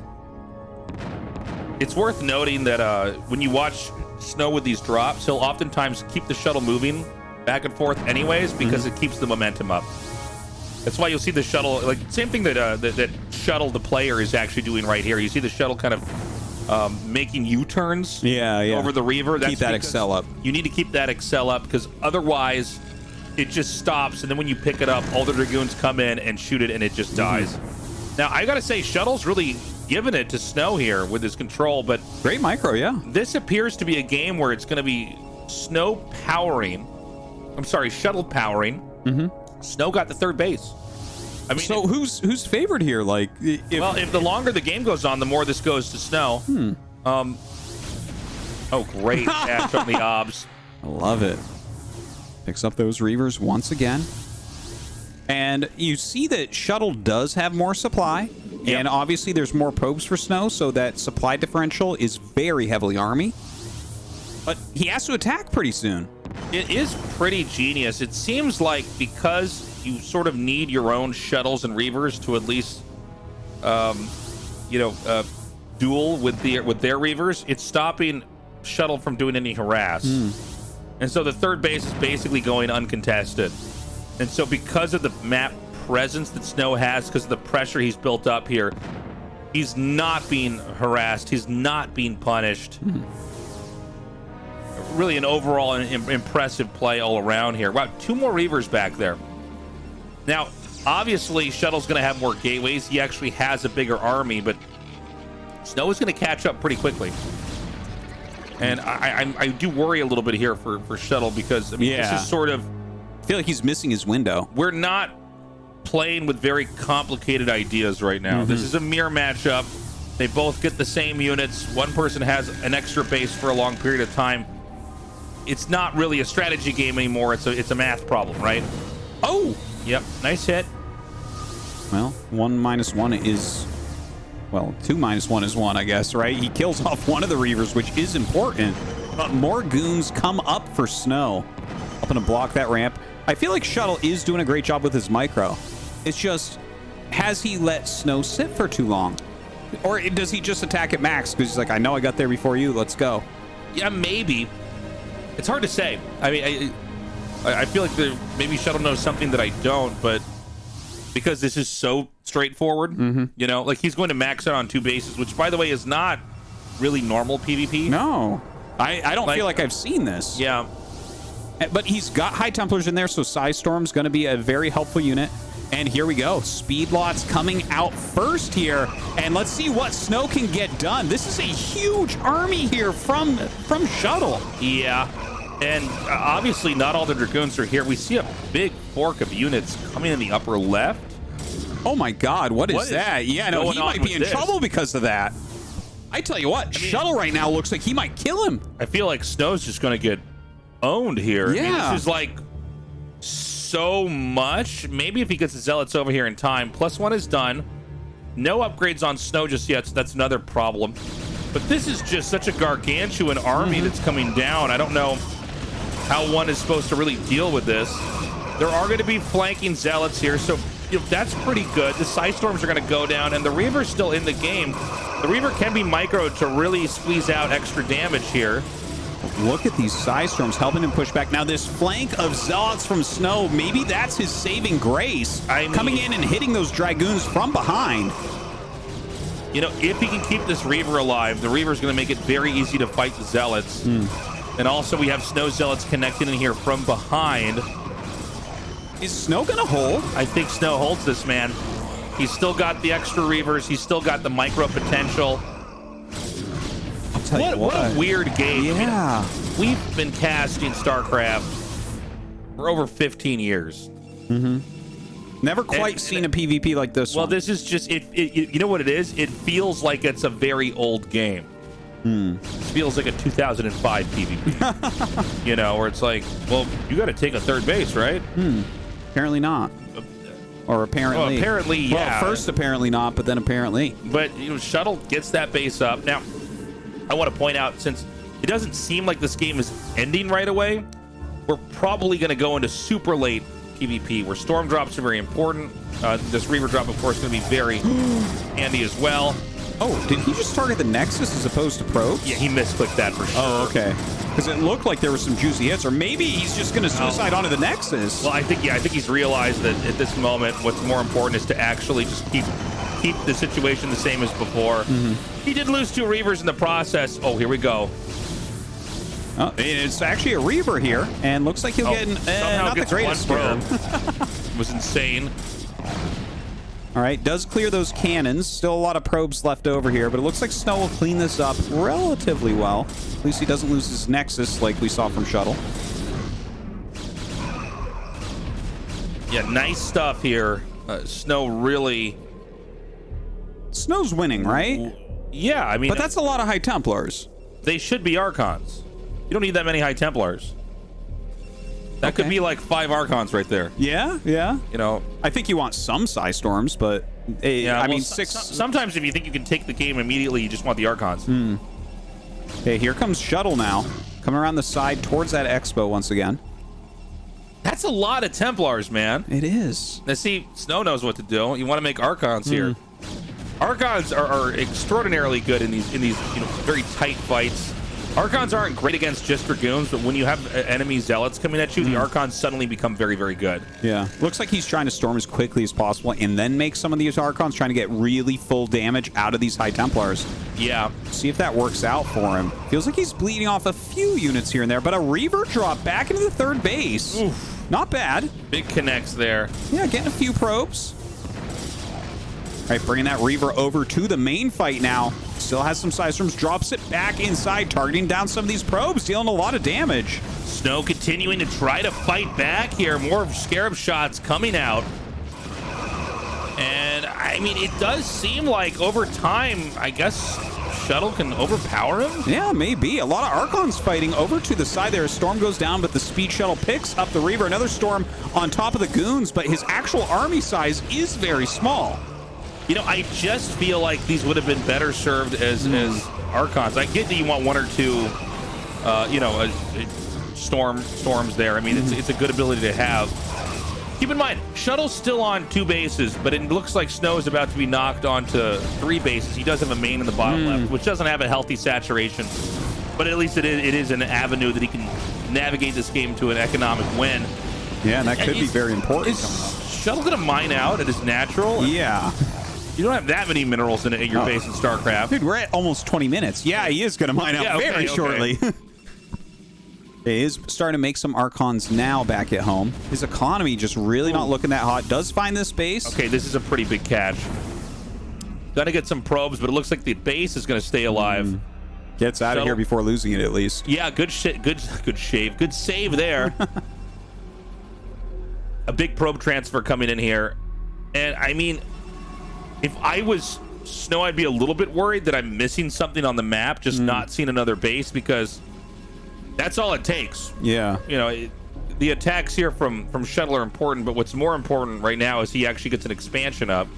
We can't be that far away from a mine out. I mean, we saw it earlier. There's a couple minerals there. They didn't look to be that big. I think this is it for Shuttle right now. I think so. Like, I think he's going to make one more big attack because he doesn't have any extra money now. But it's such an odd game. He was so uninterested in the third for so long. And now look at this. So many Zealots and Archons. The Reaver micro here of Snow. So important. A Storm goes down on the Reaver. He picks up, brings it back. But he is gaining value with these Scarabs. Yeah, I mean, just phenomenal micro here. Now, this is very important that Protoss defends over at this area here. If he holds this, it's going to be done. And these Scarab shots are just insane. Does so much damage. Blows up a huge amount of Zealots. Look at that. 9 kills on that Reaver. Yeah. Continuing to put out damage. And Micro's back and finally gets taken out, but not before killing one more unit. Okay, this game's over. And honestly, one of the weirder games I've casted. I mean, it's not, you know, you don't expect it to be 2021 in games where pro gamers just mine out and don't get a third base. And yeah. Snow played a very strong game and one that can stretch out into a late game. I gotta say, the weird though. It looked to me like Shuttle might kill him, and then he brought back the Zealot flank, and he microed his Reavers really well, and he had his close rally points, and just was able to hold. And you know what? I think he meant to target the Nexus when he went with the Reavers. I think he's like, I'm just going to kill this Nexus now. Oh yeah, I think in that position, because they are so low on resources, I think you're right. You actually want to just kill the Nexus because it's hard to bounce back into the game. But look, congratulations to Snow. I mean, he's clearly an amazing player, and you know, deservedly so. ASL He moves 시즌 on. 11 24강 D조 경기 함께하고 계십니다. 오늘의 첫 번째 16강 진출자가 탄생했는데요. 장윤철 선수 만나보겠습니다. 축하드립니다. 감사합니다. 경기 전에는 다소 좀 자신 없는 모습으로 팬들을 걱정시켰는데 이렇게 깔끔한 경기력으로 16강에 다시 한번 진출하셨습니다. 예상을 좀 하셨나요? 아니요, 근데 이게 게임이 제가 첫 판부터 시작해서 다 제 뜻대로 되더라고요. 네, 그 전에는 기분이 되게 안 좋았었는데 이상하게 게임 들어가서 집중하니까 잘 됐던 것 같아요. 김윤중 선수와의 승자전 경기도 그렇고 유승곤 선수와의 경기도 그렇고 오늘 전반적으로 장윤철 선수가 시간을 벌면서 본인의 플레이대로 만들어가는 끌어가는 플레이가 굉장히 일품이었다라는 생각이 들어요. 이 김윤중 선수와의 경기에서도 이 본진 쪽 이 다리 밑에서 계속해서 좀 농성을 하셨잖아요. 네, 김윤중 선수가 200병력을 채워서 나올 거라고 생각을 좀 하셨는지 김윤중 선수의 병력이 생각보다 굉장히 많았거든요. 네, 사실 제가 좀 멀티를 빨리 먹어서 손쉽게 막을 줄 알았어요. 손쉽게 막을 줄 알고 제가 좀 약간 좀 손해 보더라도 싸우자 해가지고 바꿔주기만 하면 된다 해서 싸웠는데 생각보다 뒷심이 엄청 세더라고요. 네. 그래가지고 이제 엄청나게 고생을 했죠. 근데 그렇게 셀 줄은 몰랐어요. 네, 사실 뒤쪽으로 돌아가던 질럿 한 부대가 그래서 결국 돌아와야 되는 선택을 할 수밖에 없었는데 오히려 그 선택 때문에 좀 싸먹는 구도가 만들어졌다는 느낌이 들었어요. 네, 그거는 이제 우연찮게 잘 됐네요.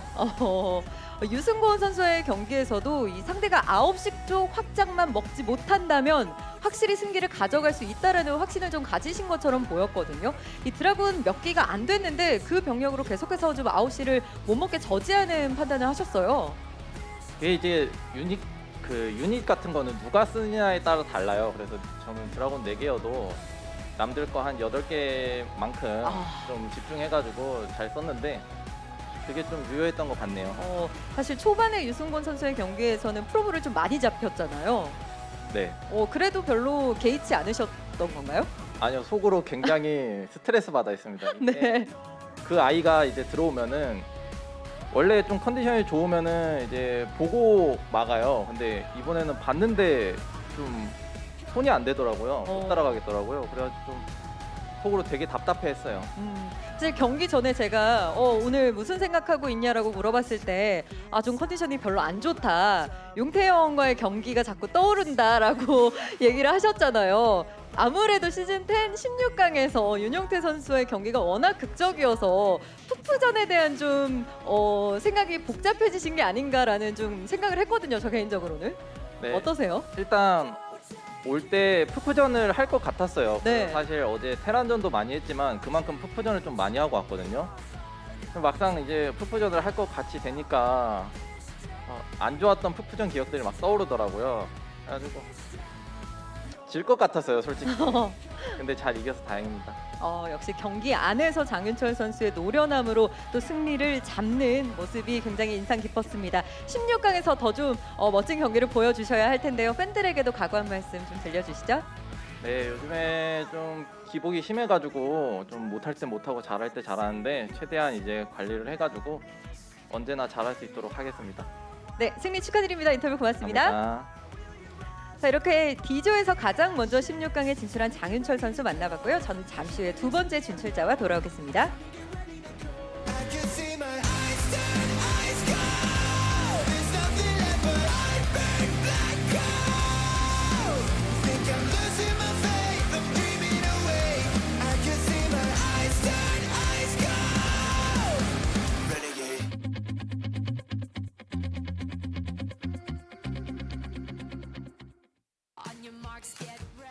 관리받다.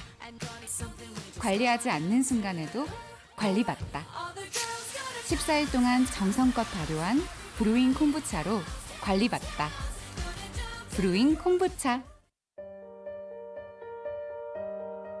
디자인을 하면서 가장 중요하게 생각했던 부분은 울트라 기어의 차별화된 브랜드 메시지를 잘 나타내는 것입니다. 신과 영웅들의 최강의 무기들을 검토하였습니다. 그중 니케의 승리의 날개를 모티브로 지금의 울트라 기어의 로고가 탄생하게 되었습니다. 울트라 기어의 이니셜인 U와 G를 비상하는 날개의 형상으로 레드 색상을 사용하여 강력한 에너지와 힘을 나타내었습니다. 울트라 기어는 최상의 퍼포먼스로 진정한 게임의 즐거움, 승리의 기쁨을 여러분께 선사할 것입니다.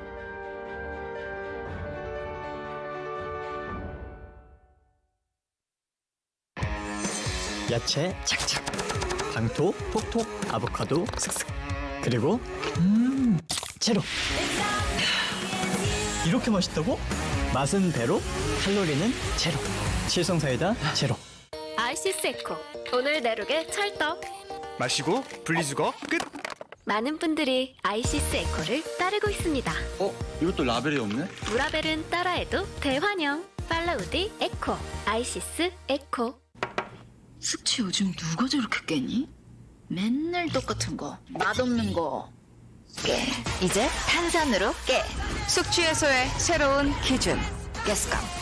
환도 역시 가스감이 대세. 울트라 기어로 선명하게 이긴다. LG 울트라 기어 게이밍 모니터.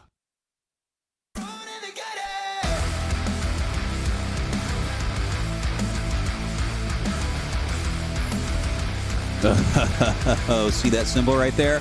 That's all you're going to see for the next 2 hours, perhaps. Terran versus Terran on Ascension. It is going to be Scan against sSak. I honestly do not know who is favored here. Scan, of course, still up and coming, beginning his journey in ASL. He's been trying forever to get in. Finally got in. Awesome to see. Got into a good position against Snow. But then Snow just peeled him apart. Well, we'll see how he does in TVT now, because he's going to be going up against sSak. I think both these guys had kind of demoralizing losses, to be honest. I mean, those are the ones you really beat yourself up over, right?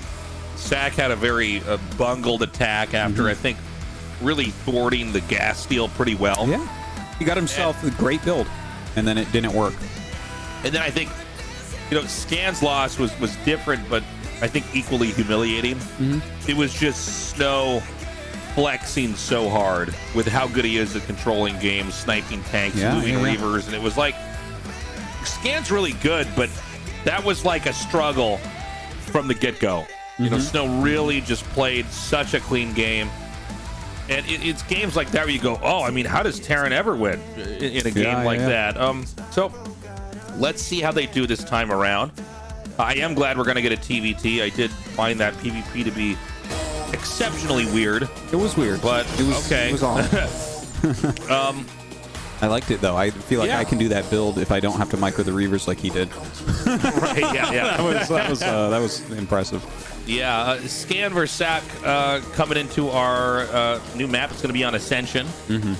And of course, this is very much like Blue Storm, so there's a lot of high ground, which could mean tank lines, but it's a 3-player map, which should force action. Yeah. We've had some pretty quick TVTs so far. TVT. Oh, hold on. We're actually going into this right now. Scan, sSak.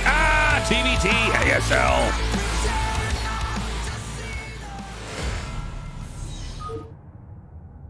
Sometimes I'm not used to how quickly we jump into games. I know. It gets really quick. This is something we've joked about back when we did do this live in the studio, where like sometimes we're on camera for a really long time because we're kind of beholden to the Korean cast. It's like, all right, sometimes we're just going to go in this right away. I got a lot to say. Other times we're hanging out and I've used up all of my caster resources. I said all of my ideas. You mined out on your 2 caster bases, just like Shuttle did that last game. Right. That's the way I cast. I sit on 2 bases until I run out of resources, and I go, Dan, it's your turn to talk. I'm like, Tastosis, you never got any armor upgrades. What were you doing? Is caster armor better than attack? I didn't know. Well, caster armor will let you last longer. Try upgrading caster range, Tasteless. So we've got Scan here at 12 o'clock. we've got sSak down here at 8 o'clock. And like you were saying earlier, Tastosis, like it's a 3-player map. And I think especially in a TVT, 3-player maps are pretty good. You can't really cut the map in half. Yeah. You can have something that looks close to that, but there's going to be a base that's going to go to somebody. There's going to be a point of tension. Yeah, and it forces action in a TVT. Maybe that's why I'm so gung-ho about 3-player maps as a Terran player, because the only matchup where we really split map pretty often is Terran versus Terran. And like, for instance, the popular 3-player map Neo Sylphid, TVTs there were like, even in late game, it was like you knew which bases you had to fight over. You're like, no, these, literally whoever gets this base wins, in these spawns. And, you'd fight over that. And it kind of like forced that action. A lot less huge tank lines into BC type games. So I'm excited to see what these guys are going to do. They're both opening with gases, so no fast like gasless expands or command center first plays, which puts them on pretty even footing, because sometimes you see that where it's like, oh, this guy's command center first, this guy's factory expand. Okay, the command center first guy is pretty far ahead. Right. And it's not going to be one of those situations. I don't know if we're going to have hidden bases, but and correct me if I'm wrong, because I'm kind of going out on a limb here, but it does seem like a hidden base TVT on a 3-player map is pretty good sometimes. I can't remember the last time I saw it, which probably makes it better. Kind of like we saw JYJ the other day, and how he like just quickly took a third base that you wouldn't think about, and it paid off. So a situation like that could occur. Now, information could be pretty limited in a TVT. I guess it matters a lot who gets like map control with the vultures. Like, very oftentimes we just have like some vulture wars and someone gains map control, and it would be hard to sneak against that, because if you have real control with the vultures and you know that you have significantly more than your opponent, you scout every base. Maybe you lay mines at each base, in fact. A little bit less likely, but at least you're gonna kind of figure out where people are at.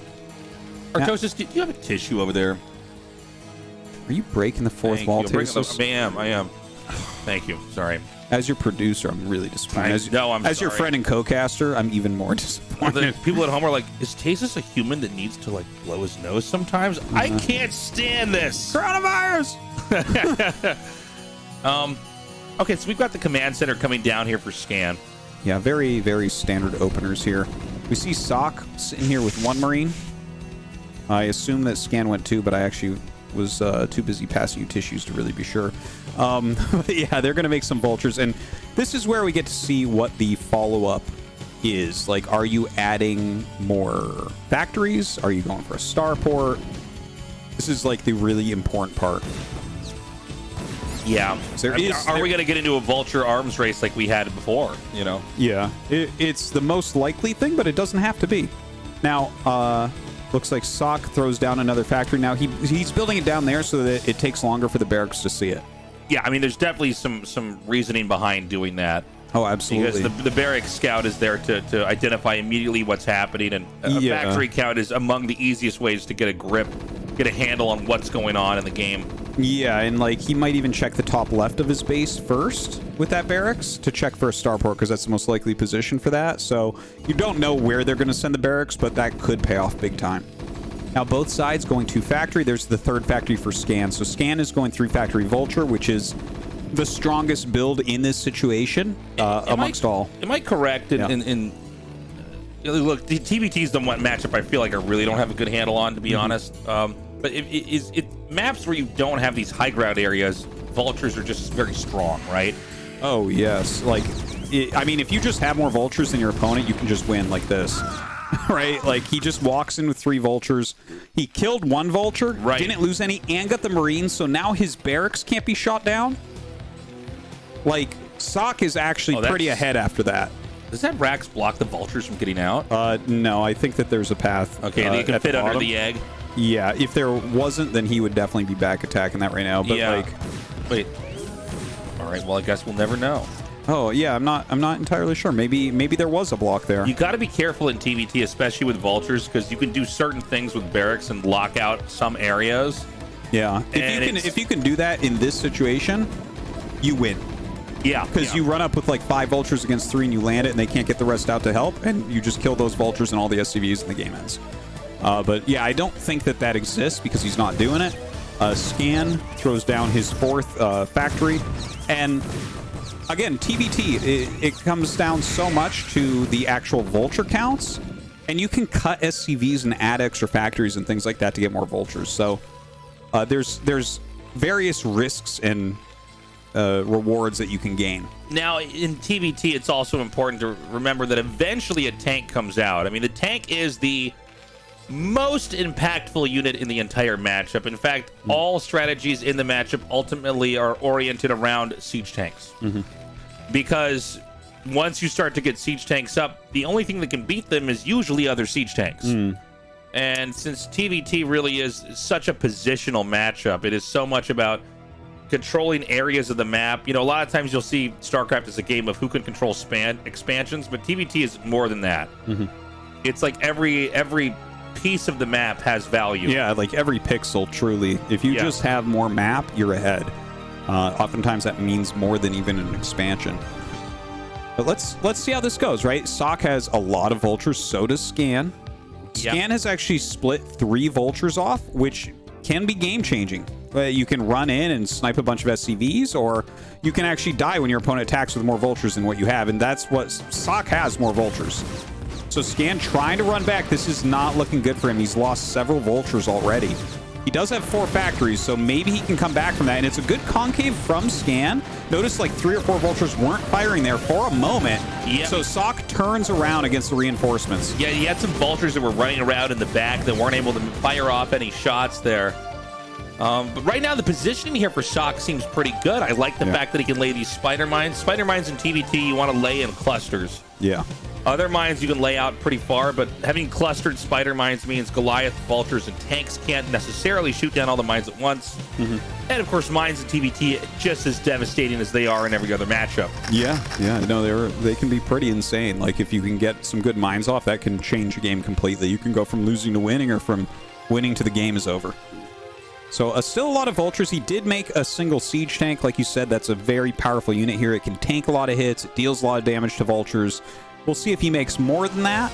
I think he will. I think he'll just get into full tank production. Yeah, and you see more tanks coming out now. So Scan is forced, because he kind of lost the vulture battles, to switch his tech first, which means that you can make a few more vultures as sSak and maybe run him over. So he's getting in here, trying to trade a little bit. This is looking really strong right now, but a great arc comes in here from sSak. He's continuing to fight this over here, and I think, Scan's going to have to back up. I mean, Scan's starting to get boxed in already. Yeah. It is a very tough spot these days. He's gone up to 5 factories, only has 1 add-on still. Trying to repair these vultures, but really it becomes very much a numbers game. Vultures are really a lot like mutas in this matchup, where like if you have less, they're just so much weaker, and you have to be kind of creative with them. Yeah, we're in the vulture arms race right now, where they're kind of both locked in here. Now, he is going to use his scans to try to come down here and clean up these spider mines, but immediately the vultures come back here for sSak, becoming an interference. We're seeing the tanks leapfrog forward here. If he can keep filling this area up with mines, it's going to take a long time to actually expand here. Yeah, he's got to use multiple scans and coming forward now with those tanks. He sees a siege tank in position, so he wants to get up there before siege mode is done for sSak. And you know it's going to be slower than his, just because he made so many vultures, right? Like sSak has been so focused on those vultures, so Scan still has a little window to break through here. Throws down another scan to move some of these mines, get some tanks up here. If he can push him off of this high ground, that's really fantastic for him. Yeah, he's getting some ground here. We should point out as well, because some people might not realize this, vultures cannot set off spider mines. So if you're watching some of these fights, tanks can. Vultures count as hovering units. This is a weird property in the game. Archons are also counted as hovering units. And so are workers. Right. And so they can take damage if a mine explodes, but they cannot set it off. Tasteless, we just saw 3 tanks die for Scan there. Just a little bit of sloppiness is on Scan's side, and you can almost see the look on his face right now. This was not a good moment for him. sSak has set up his 3rd. Scan running out, and that's about that, man. Like, if he stops the 3rd from coming up, I mean, is it not true that then sSak just gets so far ahead? sSak is so far ahead right now, it's already insane. Like, he already has his third mining, and he has position as well. So to be up a base and have the contain, like, it's pretty crazy. If someone has a contain on you, you better be up a base if you're going to win that game. Yeah, this contain's strong enough that the contain is actually on where the base needs to be. The contain is worth more than a base because of how much you have to throw into it cost inefficiently to break it. So I didn't appreciate on this map how high the high ground is outside the third. It's Mount Everest out there, man. Nosebleeds up there. Yeah. You have to go up 2 high grounds. That's wild.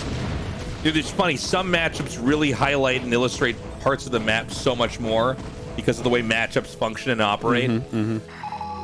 Yes. Dude, yeah, between tanks on high ground and lurkers on high ground, man, you really get to learn what high ground is all about.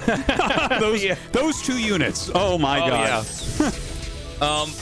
Now, I think the tanks, especially now, are just going to be in range where you could totally stop the command center from being taken here. And I think there's only 1 tank in range, and these vultures are just not enough. They're too puny compared to the siege tank fire that is raining down. And if there was a fight that really didn't go well there for Scan, it was that one. It was a bit rough. I think there's no Goliath, so maybe his Wraith can help him poke through a little bit more. But yeah, this arc of siege tanks, Scan is having such a hard time breaking out. He still has like reasonable supply, but this is going to get worse and worse and worse as sSak continues to just macro up, reinforce this location, and he has 3 gases now, so he can, like, for instance, with this, he can go like 3 factory siege tanks. He can go into Wraith. There's all sorts of things he can do here that make it harder and harder for Scan to break out. Now, it's not impossible for Scan to win, but I find siege tank versus siege tank fights one of the more frustrating fights in the game.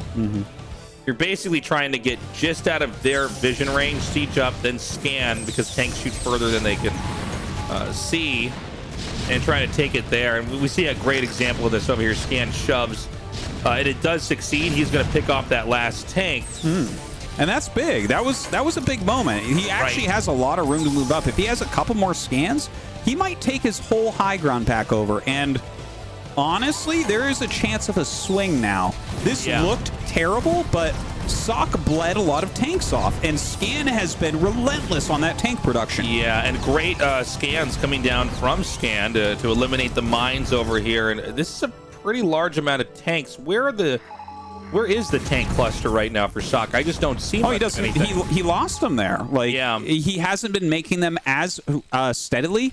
Like, a lot of the times when you get that contain up, you really do want to go to 3 add-ons so you can just get those extra tanks up. +2 almost doesn't matter when you have a contain that looks like that. But sSak, oh no, he sieges way too close. Scan's gonna wipe that. Yeah, this is a big moment. The last siege tank is destroyed. The spider mines are being laid down here, though, and I don't think there's actually quite enough to stop this. It's going to be some huge amount of damage. Still, oh my god, so keeps 5 tanks. Went better than I thought, I'll be honest. Yeah. But when you have a tank that's eaten a spider mine shot, they can be sniped by vultures so low. Oh, very easily. You're definitely right about that. In fact, some do come out and snipe. He sieges up on that center high ground, which looks to me, I haven't gotten to play on Ascension yet, but that looks to me like an extremely powerful area in TVT. Like, just, he's kind of cutting off sSak from going towards that top right or Scan's own area. Scan has, I can't believe he even broke out, to be honest. Yeah, this is kind of insane. I was actually thinking, once we had the contain on the third, I thought Scan was going to dry up and die. Yeah. Yeah, but he was able to break out, and, I mean, here he is. He's fighting back, but let's see, sSak, he has a lot more supply right now. Maybe not the same siege tank count, but running some vultures by out a different exit. Going to delay that 4th base. Some Wraiths coming down to help clean. Yeah, pretty nice splitting here. These vultures going to come down. This may be an overextension, actually, here from sSak. He kind of sent these out, but, like, there's just not really a lot that he can do over there. And you got to be careful bleeding off vultures like this, because you really do need them to combo in with the tanks in order to take these bigger fights, especially when you consider that Scan now has map control, has the center position. Yeah, and he is starting to tech up a little bit as well. He's going 2-port Wraith right now. Now, we do have a Wraith or 2 for sSak, but if you get caught off guard with a little Wraith switch at this point, that could be devastating. That might be all you need to break an additional area and take out another expansion of your opponents. Yeah, it's very true. There's still some play that sSak can have here. But Scan, This is enough of the map that, and again, we mentioned this earlier, but we got to say it again. It's a 3-player map. One of those bases is going to go. You know, the one that wasn't in a spawn here. Yeah. The player didn't spawn. They're going to be fighting over that, and I think Scan can get that first. Yeah, I think you're right, because he does control that middle area, so it's a much longer rotation for units for sSak to come over. Right. Which also, like, if you are light at all on your anti-air there, his 2-port Wraith is going to punish you instantly. So this does... I can't believe that this game looks good for Scan. It is so impressive after that opening that he is still in this, and now maybe even taking the lead. Yeah, another big victory over here. Now here come those vultures again, but I don't know if I like the idea of this. I know that sSak is limited on what he can do. But I do think he can just come in here and try to take a big fight like this. And I mean, the rally points are going to eventually come in here and favor everything else. And yeah, this is a big waste of vultures here from sSak. Now, I did see the double starport for dropships. Yeah, Drops is the next thing. But, you know, going drop play, it's not like it's a big secret. Yeah, this matchup. it's pretty darn common. But it's not like when you spot carrier tech, surprise carrier tech. But, you know, seeing it will make you a little bit more aware and remind you that it's going to be coming pretty soon. Now, we do have a pretty big supply lead for sSak, but this is more of a positional matchup, right? So it's not necessarily about supply. Let's see what Scan has up here to hold. I only see a single tank right now. I'd love to back up a little bit. A few Wraiths coming out, but you know what? Ooh, he has a few Goliaths to the side there. Does have that Goliath range to really help out. And this spread of Siege Tank's gonna be kind of hard to break through, but between the Vultures coming in very fancily and the Wraiths, maybe he can break through it.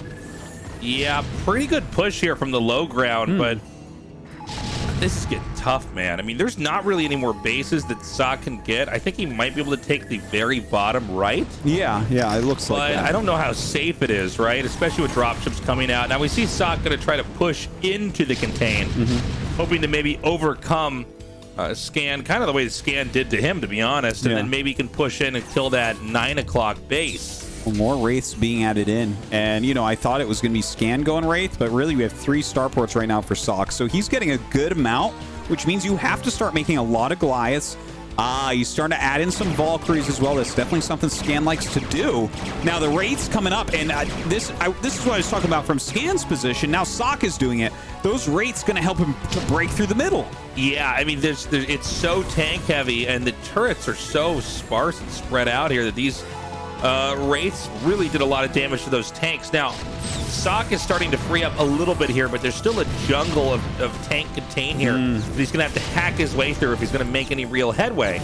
And it looks like sSak is going to hack his way through this right now. He's going after that 4th base of Scan, and it might be forfeit. Let's see. Scan moving up with some tanks onto that high ground, bring down some Vultures to tank some of these hits.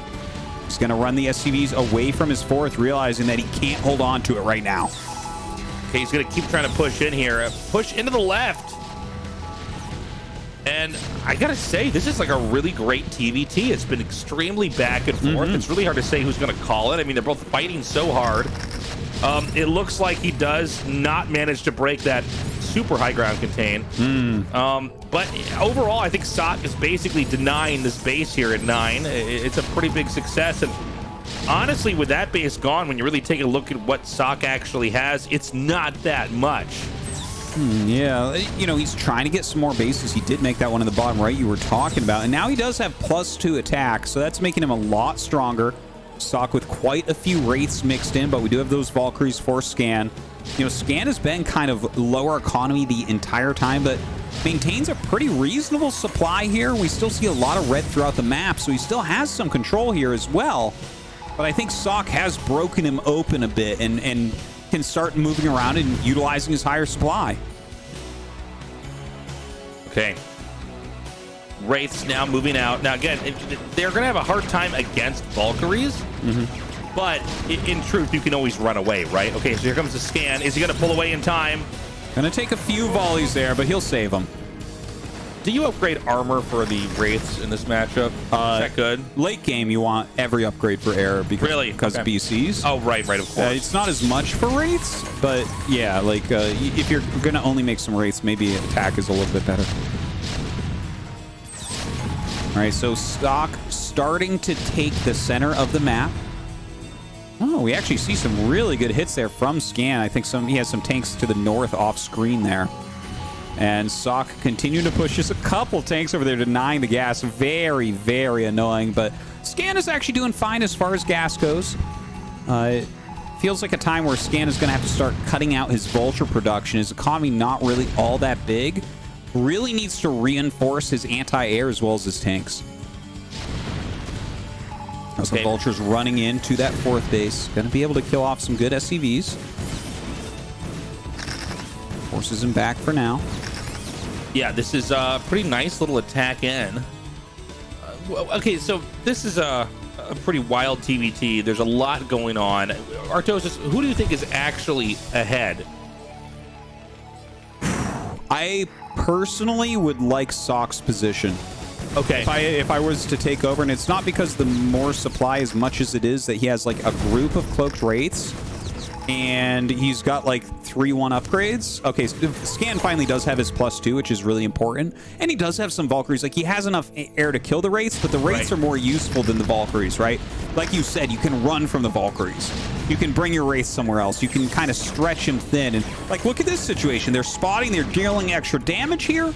Fantastic from sSak. Are we going to go into a battlecruiser game? Because we know this does happen from time to time. We see both sides, you know, we have wraiths that are for a kind of anti-tank, but then we have the Valkyrie and some wraiths there as sort of the anti-wraith army. Yeah, BC versus BC really happens more on maps where you can split it in half. Like, if you have the same resources as your opponent, you both have a lot of tanks, the only way you can actually break it is battlecruisers, right? So on a 3-player map, it's just a bit less likely. It's more likely that you're going to see a lot of very mobile armies. Like, the wraiths are very useful in this type of situation. He's just running his tanks and vultures around, trying to gain position. So I don't think it'll go into a battlecruiser game. I think it's going to stay like very... It's interesting, yeah. Yeah, very high octane. If for some reason the map gets really closed up, like turrets and tanks get everywhere, then we'll see BC. The only base that isn't taken right now is the center right. Although, actually, I guess oddly enough, the one just next to sSak's main hasn't been taken. I almost didn't notice that. Oh, but, yeah, look at that. They've had a lot of battles right there. Yeah, I guess it's uncomfortable because he could lose that at any time, but he's going to eventually have to take that. Now we're getting to where the Terran is going to throw away SCVs in an attempt to free up supply. This becomes very important that you have enough supply to have enough tanks to then control the rest of the map. We're also going to see a massive mineral dump with turrets coming down here. Oh man, big push in over here. Yeah, that's a giant drop from sSak. He is going to eliminate this base once and for all, it looks like. Now, Scan coming over. He does have the high ground advantage here, so he should be able to break through this still. But this was a good move from sSak, I feel like. As long as he's scanning here and getting his tank volleys off, he should be really efficient. Yes, Scan is just wrecking this attack over here. I'm kind of surprised to even see sSak push in that far.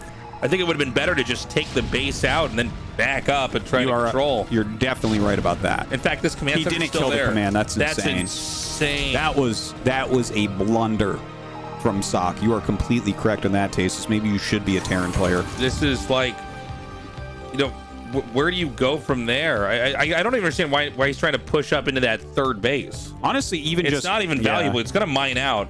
It's going to solve itself. Yeah, and if you take that location, you know that base you were talking about right outside sSak's main? If you hold that location that he could have just killed, then you can take that other base as well. So you're denying a base and getting yourself a base. Those 2 tanks have been there forever, by the way. So you can see now that the very expansion-rich location in the bottom right quadrant is completely going to sSak here. So he's getting the lion's share of the additional minerals here on the map. Look at this. Scan pushing so heavily through the middle. And these dropships just going to fly over everything for sSak. 8 dropships. Oh, my God. He brings up the Valkyries. He's going to be able to murder the dropships, but a lot is going to be dropped out here. Yeah, so many tanks and Goliaths now coming down. He's got to be careful with these siege tanks that can actually damage each other as they fire onto these depots. And he will lose some. Yeah, he is going to lose a little bit here. But this is a great drop. Can he actually get back out? Where did the Valkyries go? Oh, no, that's a one-way mission for those siege tanks. Those are going to sit there and just cause problems. I just meant the drop ships. Oh, yeah, no, he did somehow make it out with a bunch of them. They barely didn't die. Okay, so Scan has loaded up his dropships. He's going to come in. He's trying to hit it with units coming in from the main as well, and he's not going to quite clear this, unfortunately. So yeah, this is big. Yeah. This is how to lose a TVT, unfortunately. Just like some of these other matchups where you recall on factories or you run up with your defilers into the production of Terran.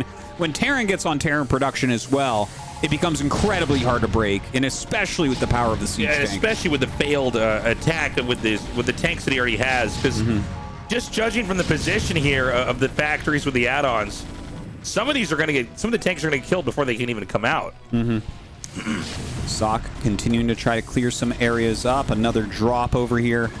Valkyrie's trying to kill off these dropships. Looks like they'll be picked off, and GG is called. Great game.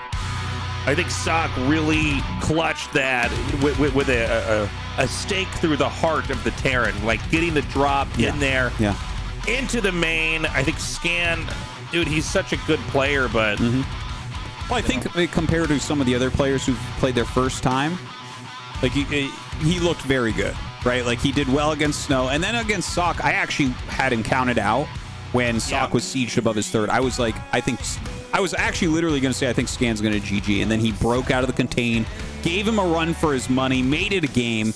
Really great try here from Scan. Yeah, that was a fun TVT, to be honest with you. I think you're completely right. 3-player maps do make for some interesting TVTs. A real back and forth. And sSak comes out on top, but that means he has to go into the final match, the decider match, where he'll be facing off against Shuttle. Yeah, I can't wait to see what that match is actually going to look like. I mean, I think it should be good. sSak kind of screwed up on Eclipse and let Shuttle get way ahead. Hopefully he doesn't let that happen again. He's definitely warmed up now. He's played against Scan. He put out a very nice game there, and I'm hoping he can do the same against Shuttle. Guys, we're going to have a short break, and when we come back, the final match, Shuttle versus sSak. Do not go away.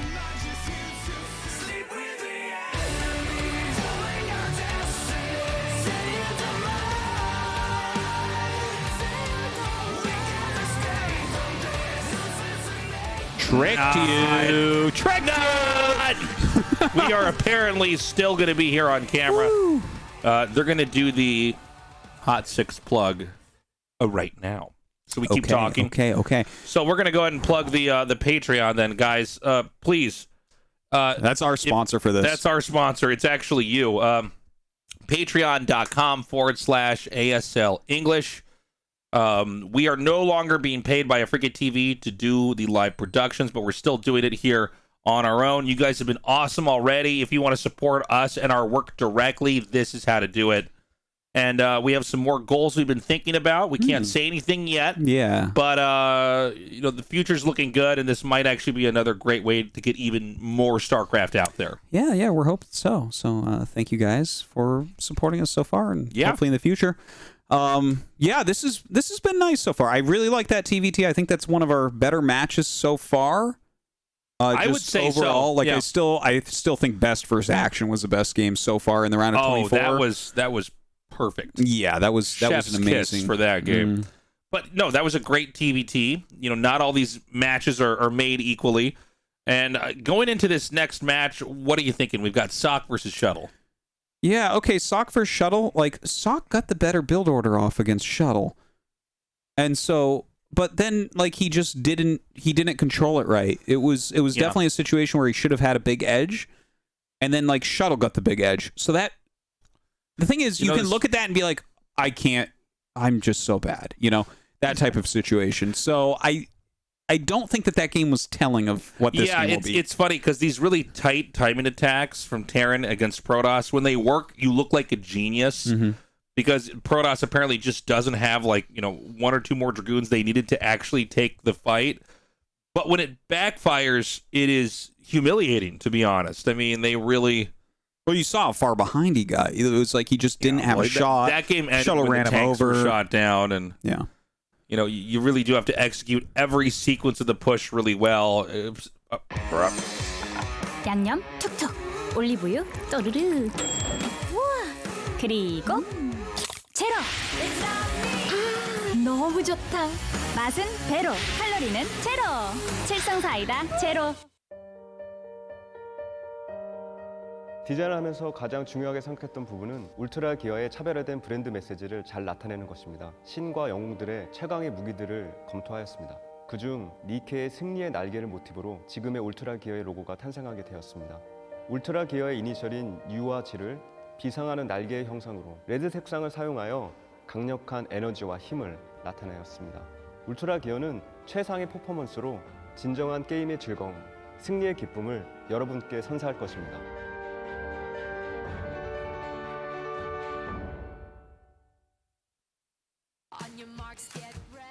관리받다.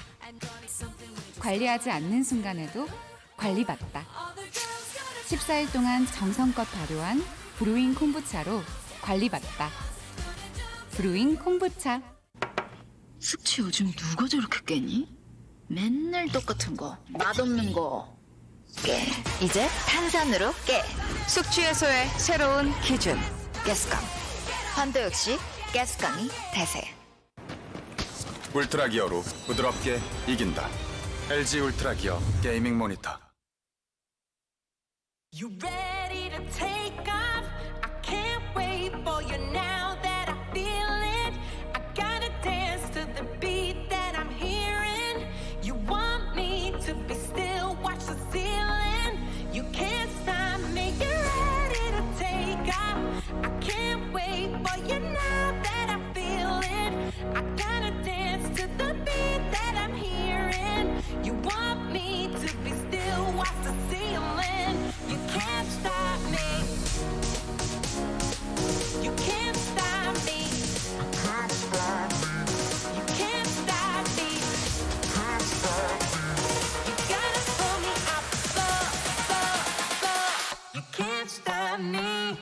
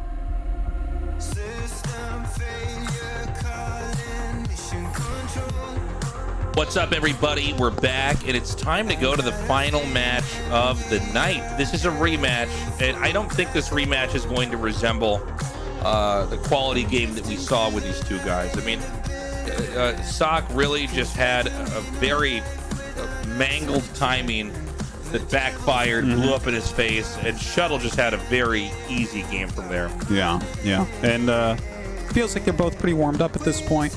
Yeah. I think it could be anyone's match, although I do think Shuttle's a little bit favored for sure. Yeah, I mean, Shuttle's very good. He had, I think, it's fair to say, a questionable game against Snow. He sort of just mined out and didn't seem to be that into the idea of expanding. He seemed to want to have a heavy-handed approach to the PvP, just sort of an Ooga Booga gamer approach. Ooga Booga gamer. He just like hits you with He was club, a you gateway die, man. me win, better Protoss player. It was just like, all right, well, I guess if you don't want bases, okay. Ogre Protoss gamer. Nexus costs money. Units cost money. Ooga Booga gamer not make Nexus. Ooga Booga gamer better gamer. And I'm like, all right, well, Snow is advancing and you lost. They think you're funny too. Damn. Ooga Booga gamer. Yeah, let's see if you Ooga Booga gamer sock. Yeah, man. Well, for Sock's sake, I hope not. We're ready, guys. The rematch, Shuttle versus Sock. The winner is the second survivor in Group D of the ASL.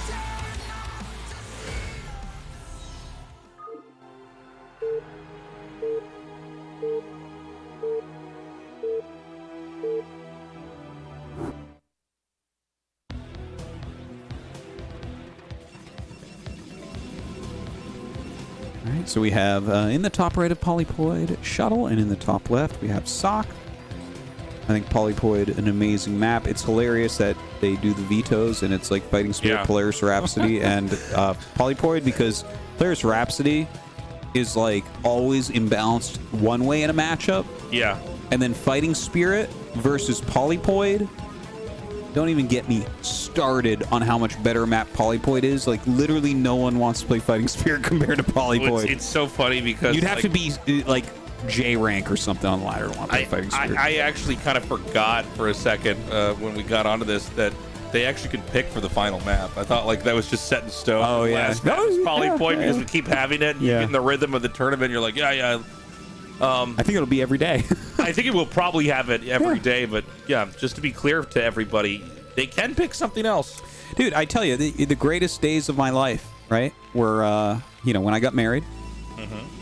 That was day number 5. Yeah. Day number fifth best day of my life. Yeah. And then each of the children being born. Okay. Number 2 through 4. Yep. And then when I vetoed Fighting Spirit. Yeah. That was truly the number 1 day. The true epitome of my life right there, because that map is so old, tasteless. Well, I think like a lot of people, I'm so tired of it.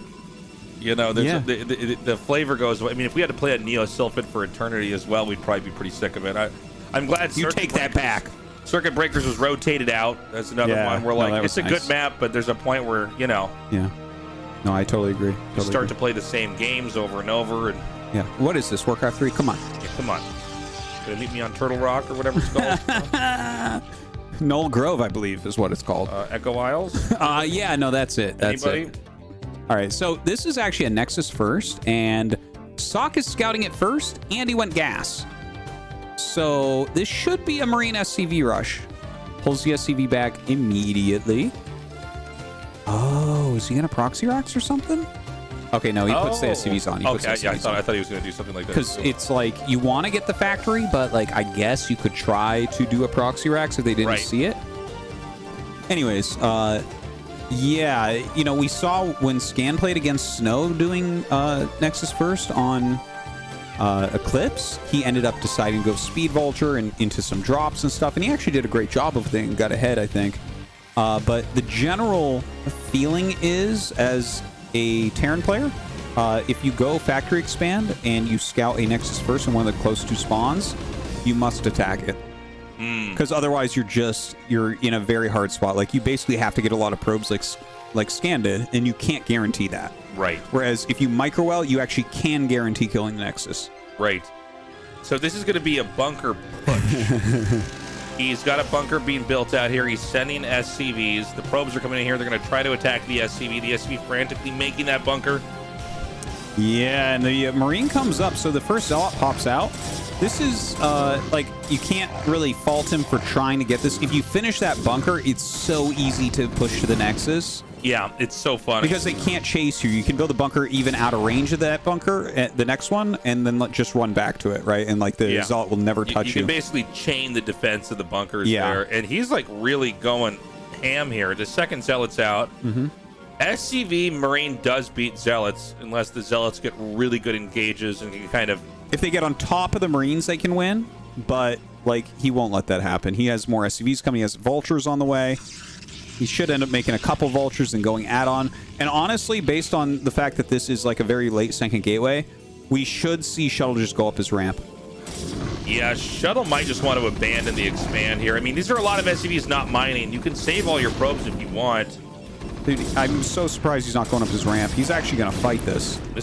There's no way you should be able to win this. I guess he didn't bring that many SCVs, but, like, look at this. 3 Marines beat a Dragoon. Yeah. And he's got 5 in a Vulture. It's like, well, yeah, sSak is going to get his bunker up. He's going to kill some probes here. I'm so surprised he's still fighting this. Yeah. Because, yeah, there's just no way you're going to stop the bunker itself. But, okay, so this is one of the funnier things about a game like this. Protoss was making out of 2 Nexuses. Didn't lose that many probes. A few, but yeah. Not like a very bad amount. He's gonna finish Goon range. There are some ideas that you can have here about counterplay. It's not like the Terran is clearly ahead. Terran did lose workers in that process. The tanks are still delayed. Dragoon range is going to be done, and you can start to push the bunker here. Yeah, I think a lot of it comes down to how many SCVs were sent, how many probes were killed. Oh, he's going to get that gun for free right there. Yeah, he just kind of overestimated his ability to come down that ramp. You always want that Dragoon, if it's going to be damaged, up on the ramp. Like, definitely a misstep there from Shuttle. Like where this Dragoon on the left is. Now notice the tank is coming out. You get mines in a tank immediately after making the add-on.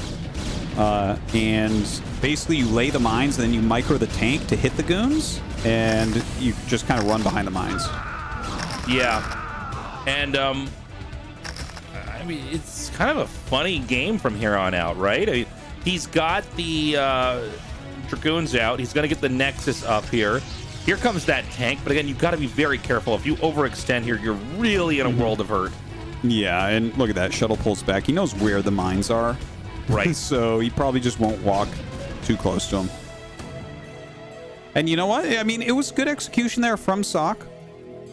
Shuttle just throwing down his Nexus. Of course, the command center of sSak a little bit quicker.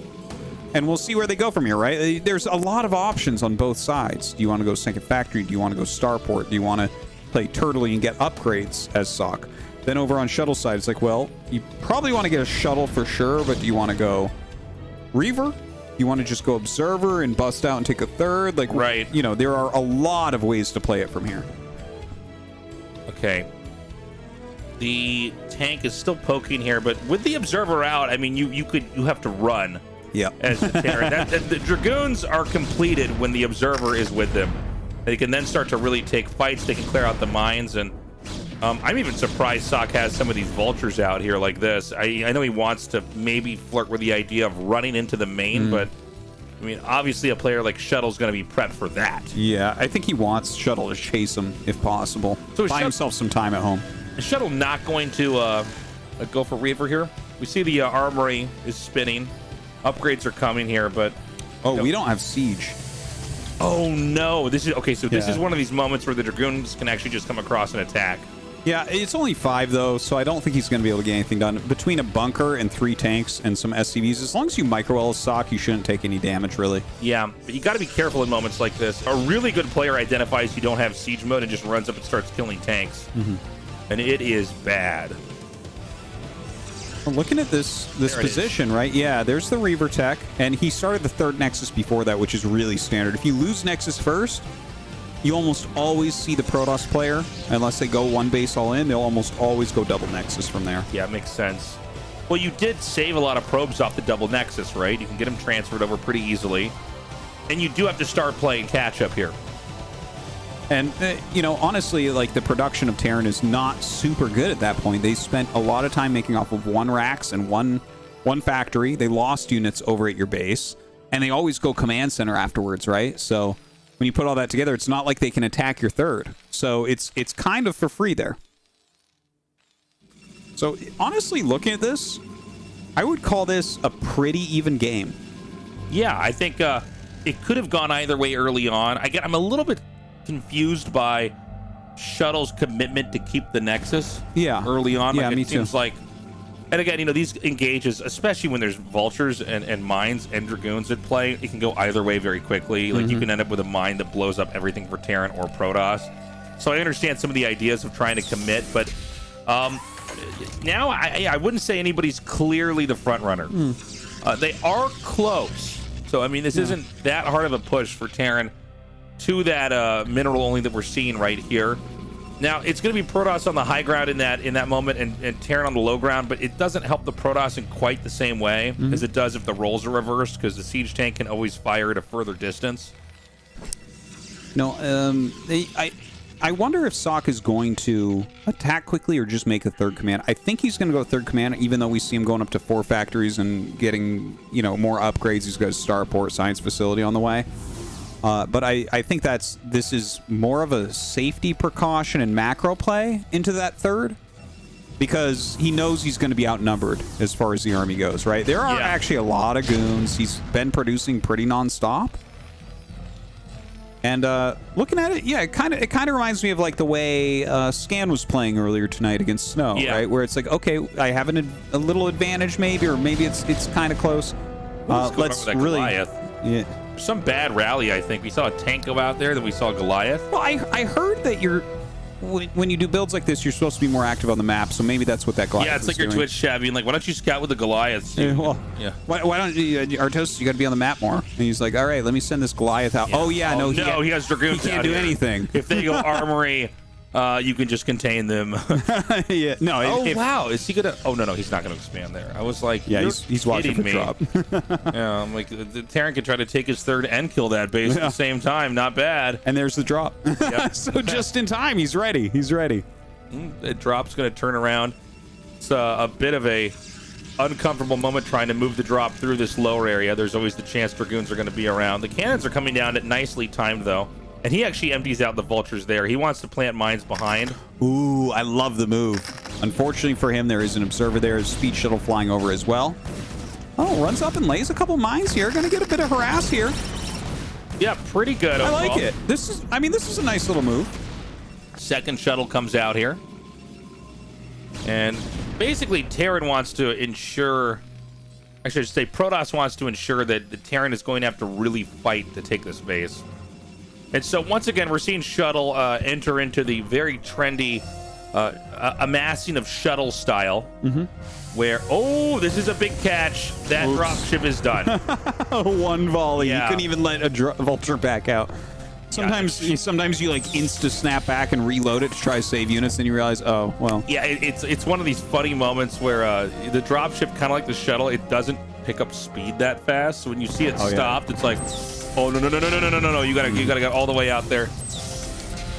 All right, so sSak has started his third command center off of 4 factories, looking very solid with his play overall. We do have a lot more supply for Shuttle, but it's higher quality right now for sSak. Like, he's very siege tank heavy. So he should be able to push out here. But Shuttle, I think, is going to do like a bludgeoning move as he tries to take his third. I feel like sSak can hold on, though. I think sSak is going to be okay. Yeah. It's really going to depend on how these drops happen. He does have the Psy Storm as well. And he's coming out. Even has a science vessel at this point. Don't forget, like, he's going for 2-1 right now, so his upgrades are going to be phenomenal. He's building into a later game. So he can be a little bit slow taking this. And like you said, they're not that far away. So when he's ready to push, it's going to be fearsome. But what he needs to do is cleanly take the third, which is what we saw Scan unable to do against Snow. Okay, this is a little bit of a tense moment here. I feel like this has been the new dilemma for a lot of Terrans, is suddenly realizing that you're actually not that safe taking the third, where it seemed like prior to this, it was something I think we would say was solved. You know what I mean? Yeah. There was like a way to go about getting the third that was always safe, but Speed Lot with Reaver and Psy Storm is just an insane combination. And so we see the beginning of the expansion snaking around, but the command center's being delayed from being planted here. You get a 4-base Protoss that's powering against a 2-base Terran for so long. Yeah. And you have to take this efficiently. If you lose too many units, then he might be able to just mass up and continue to deny you forever. Right, precisely. This is like the most important part of the game now. Yeah, and I mean, a kind of meager vulture harass over there, probably not that useful to do. Keep in mind that command center is also not at full HP, and therefore when an attack comes in, it's possible a couple of Dragoons kill it in the kind of insanity of the attack. That's a good point. That could occur. But look at this army. He's got 2-1 now. He's down 45 supply, but I guarantee you a decent chunk of that is in probes. Right. So let's call it he's down like 30 army supply. This is doable with 2-1. He's got 2-1. He's got a vessel. This is very zealot heavy. Yes. I don't know. Let's see if Shuttle can break him. The mine stacking is pretty insane. He's doing some great drops on top of those tanks. There's so many zealots. Great size storms there from sSak. I'm sorry, from Shuttle. Excuse me. But there was just so many good mine hits, like you pointed out, right? And now suddenly sSak is going to be able to take this. Look at that supply fall, 130 against 112 right now. That's kind of insane. That did not go well for the Protoss. Yeah. I feel like at some point in time, you got to admit that the Terran has been patient enough. Maybe it's actually better to have shuttles going into the natural storm dropping stuff and trying to play a game that way. So in this new meta, the storm is really the thing that allows you to hold off these massed pushing Terran armies that have, +3 attack, +2 armor. Obviously, these things are still extremely scary, but Storm doesn't care about armor upgrades. No, it certainly does not care about armor upgrades, and that's why it's so great, right? Like, you can break through some of these big tank pushes that come out so quickly. Yeah. Now, sSak it's better than relying on one stasis perfectly set out. I agree. Okay, looks like he's going to try a storm drop here. Drops the Zealot first. Oh, it's actually a Reaver. Very Never cool mind. Reaver drop. And he actually gets a kill on the tank here, but what about the push over at the natural? And this seems like it went through a blind spot. He just actually walked across the map and did it. Look at this, sniping some of those High Templars. They do get storms off on the Vultures, but this spread of tanks is amazing. It's magnificent. Yeah, he does force a lift, which is kind of crazy. A lot of High Templars coming up, but he does have Vultures to maybe snipe some of these. Yeah, he's thinning that out, but you got to be careful here. I mean, all the gateways are in the main, right? I mean, if he can actually push up into the natural, it doesn't really matter how many bases the Protoss have if you can only get them out from one area. Well, Shuttle's trying to keep him busy right now as well. He does have a little bit of counterattacking going over here, clearing some of the mines, and I guess he can't really attack into there anymore. sSak pulling back, having killed that mineral base. I think sSak is putting out a beautiful game right now. Yeah, sSak is really putting up a great fight. He is going to mine out of his natural here. I mean, Terran needs to eventually get a fourth base. This base kind of doesn't cut it for any race in any matchup. It's like you kind of take it because it's there and it's easy to hold, but you need more than that.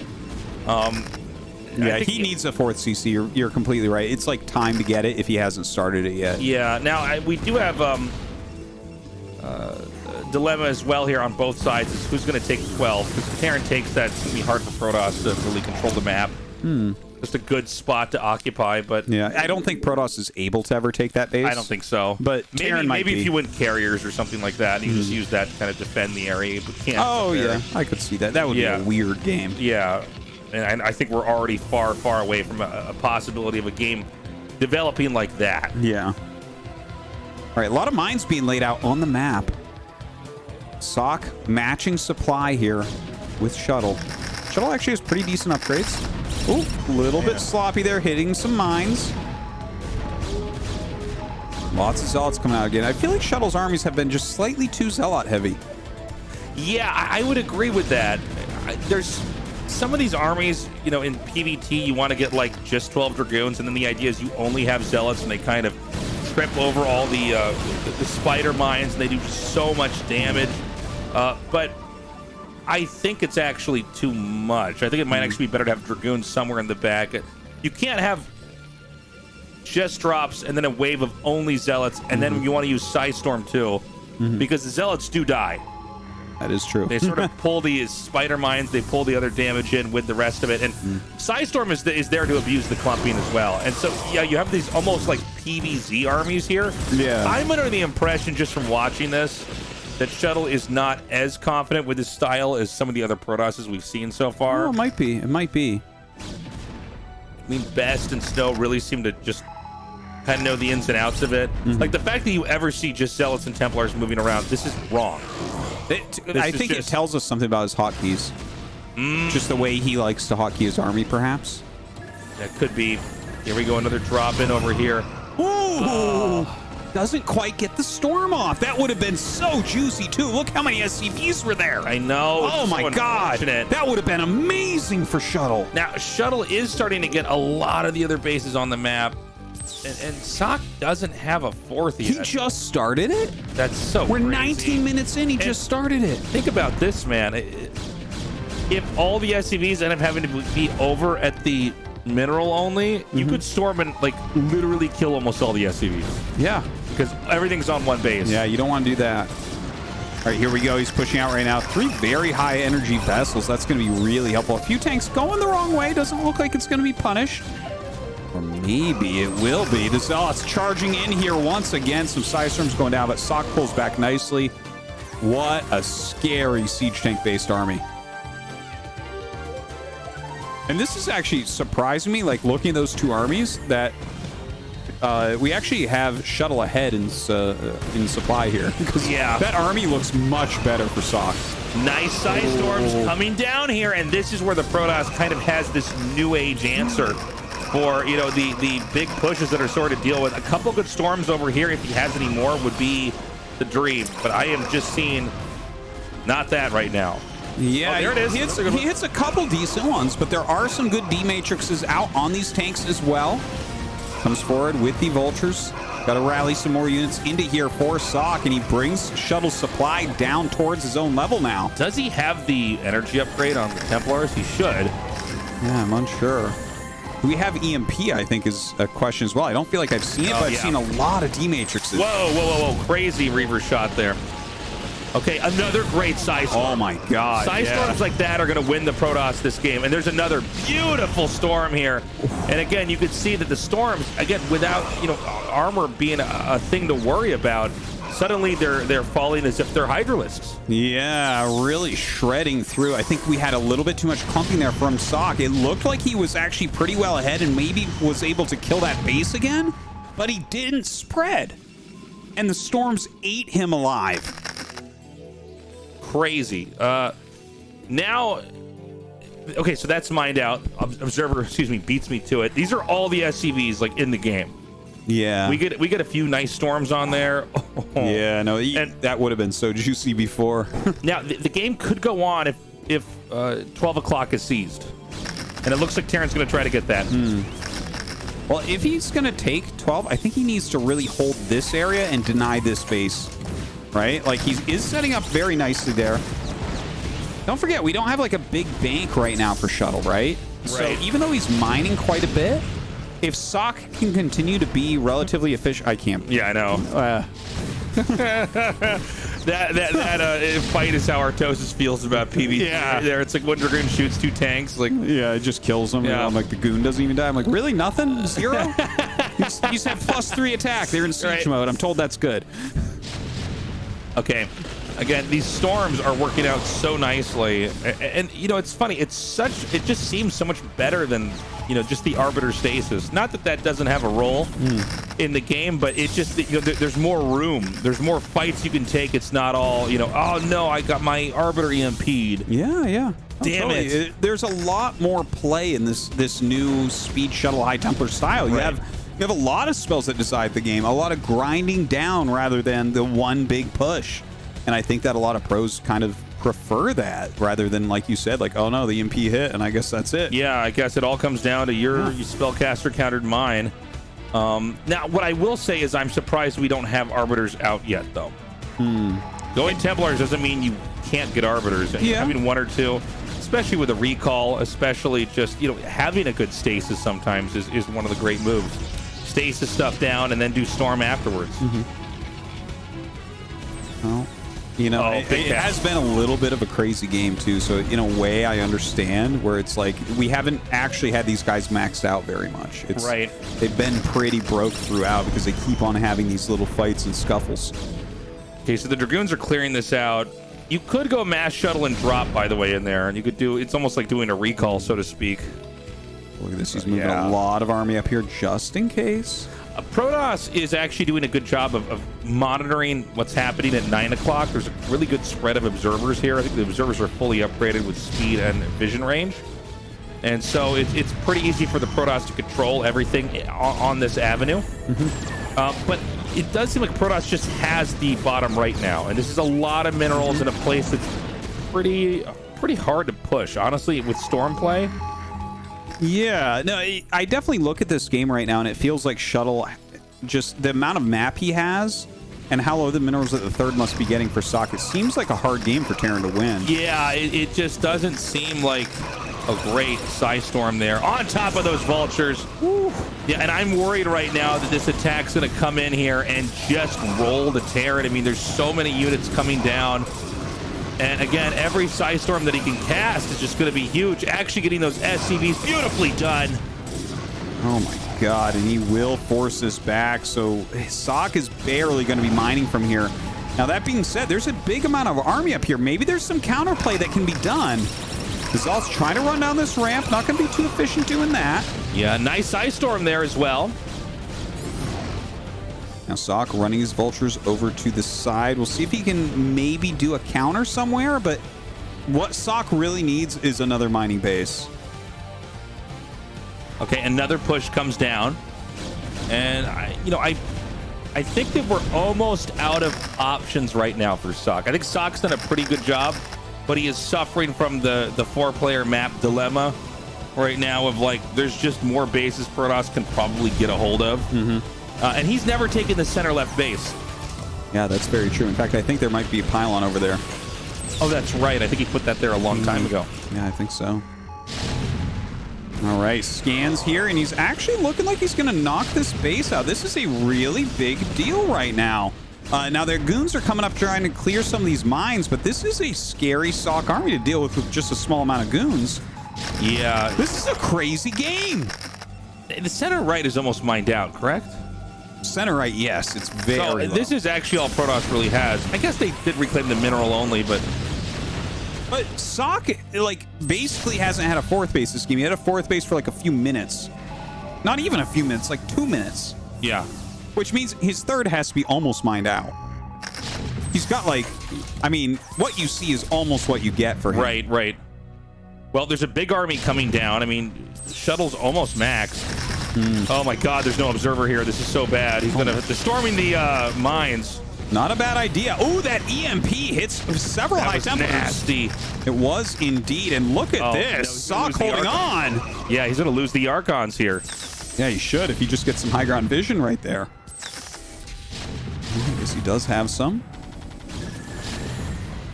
Not that Archons are a great unit against Terran, but no, anything you can kill right now. Yeah, it's kind of funny. Like, the Archons are like, they're not particularly good, but in fights where the Templars are probably going to get sniped, you just might as well use an Archon. And sure, that's what we're seeing here. I actually think he's going to push into this and kill this. I feel like we saw Shuttle kind of fall apart here. This was supposed to be a manageable position. I like the 1DT coming in there. But ooh, the Shuttle coming up as well. Psystorm's coming out. Beautiful Psystorm. So important. Whoa. And look at this. He's having to float his third command. He's not mining anymore. Insane, dude. 92 supply. But he's almost busted the bottom right, which means that Shuttle will barely be mining. Oh, he's not casting Storm. This is insane. He has oh my god. Target it down. Target it down. Oh, he gets the storms. Wow. DT pops out. Unfortunately for that DT, there is a vessel there. Now, Shuttle looks like he's going to clear this. He has a much bigger army right now. Where is sSak going to take his expansion? He needs to get a base up. This is freaking me out that he's not mining. I think sSak, I mean, there's only, what, 4 tanks and a Goliath. Yeah, he's going to lose this. Ooh, a DT over there. Oh, that's what it is. Yeah, very annoying indeed. All right, he kills the Nexus, though. He does. There is a Nexus at 6 o'clock, though. He lost the mineral base a bunch of times, so there's still stuff there. Yeah, probes being sent down to that 6 o'clock. There are more SCVs mining at this expansion than what Protoss have in probes overall. You probably are right about I that. don't know how many probes are in this game, but there's not a lot. Well, they're definitely not mining all that well at the moment. The income of Shuttle not super duper high, but his army, he's up 100 supply, 100. Which is a lot. sSak has like almost nothing. I think an attack move clears this. I think so, but let's watch. I mean, sometimes a spider mine has a really devastating connection to a target, but he's laying more of them. Yeah, he's buying as much time as he can. A couple more Dragoons and Templars here. The army is getting big, though. He can't really delay. I mean, if sSak gets more units, maybe he ends up holding and this becomes even harder. All right, yeah, some mines actually end up hitting right there. Flying into the turrets, but dropping those zealots off. Oh, loses the Templar. He has to get this army jammed up through this pretty narrow ramp. This is kind of a frustrating moment. He's actually targeting down the comm stat, which is making me feel insane right now for how high the stakes are in this fight. He does kill that off, and he's got enough. He's won the fight, and I think, if I'm seeing this correctly, he's won the game. Yeah. GG. What a wild game. Definitely one of our best of this round. And a very scrappy one at that. And Tastosis, this was probably the best case scenario in a lot of ways. Both of our Protoss players going to move through. sSak putting up an insane fight, though, there against Shuttle the second time. Right. Yeah, we've got 2 Protoss survivors moving on here. I'll tell you what, it was not the cleanest game, but it doesn't have to be. You know, we never even got to Arbiter Tech there. I think a little bit too Zealot heavy. Dragoon's not really covering the Templars, which is really the thing that protects the Templars. Of course, the Shuttle being inside as well. And sSak, unfortunately, we got to wait till next season to see how well he can do there. He's a great player, but you can see he's just not quite as strong as these other Terrans. And of course, Scan, that was a real treat getting to cast his games. Shuttle is the victor here. And another Protoss goes the round of 16. Very importantly, we're getting that ratio somewhere really nice right now. Yep.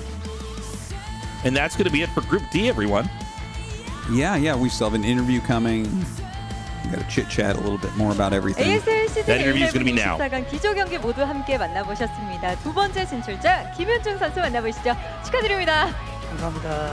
네, 오늘 최호선 선수를 2번 잡아내고 결국엔 16강 진출을 이뤄내셨습니다. 마지막 경기가 끝난 후에 조금은 지쳐 보이는 김윤중 선수의 모습인데요. 그래도 진출 성공하신 소감을 좀 들어봐야 될 것 같아요.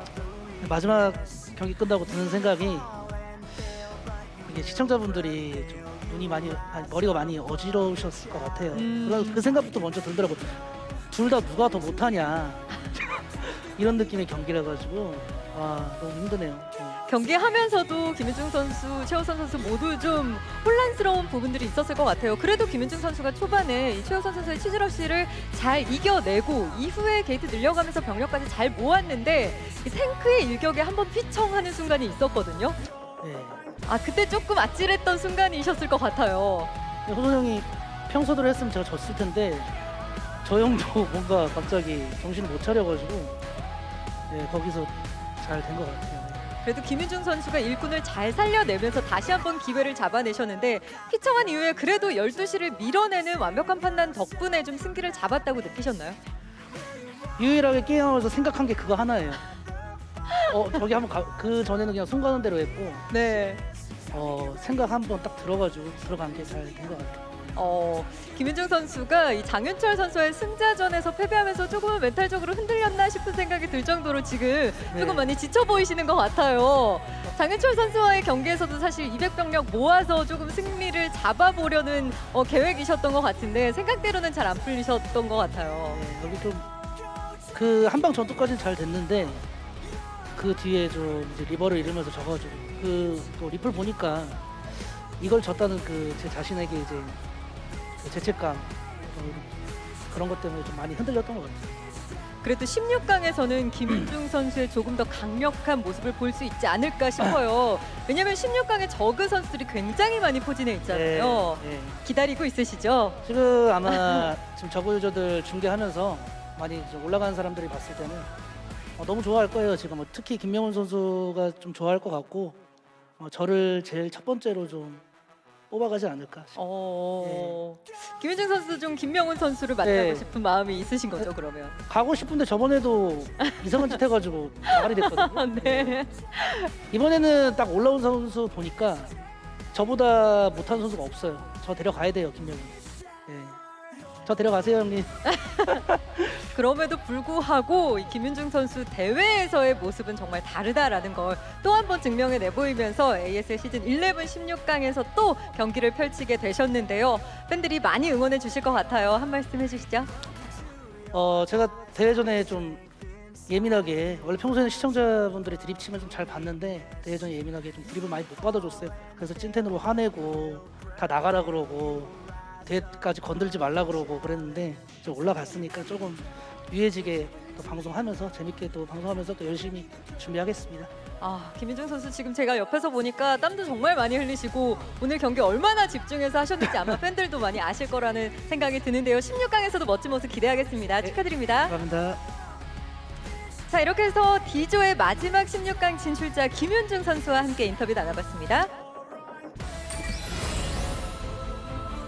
That does it for Group D. Great closing match there. I did not know who was going to take that until the very end. It was kind of crazy to see the bottom right actually get pushed and stopped, and then he has to lift his CC and go all the way there to that 9 o'clock spot. Yeah, and I tell you what, I think that overall this might have been the best day so far of ASL this season. I really did enjoy these games. I think there were some fantastic ones in here. And even the really weird, like, Snow's hold against Scan, and then like Snow versus Shuttle was such a strange PvP, but I love the ogreness of Shuttle. His embracing the Ooga Booga play. The Ooga Booga within. Try to get your lingo down a little bit. So sorry. I'm so sorry.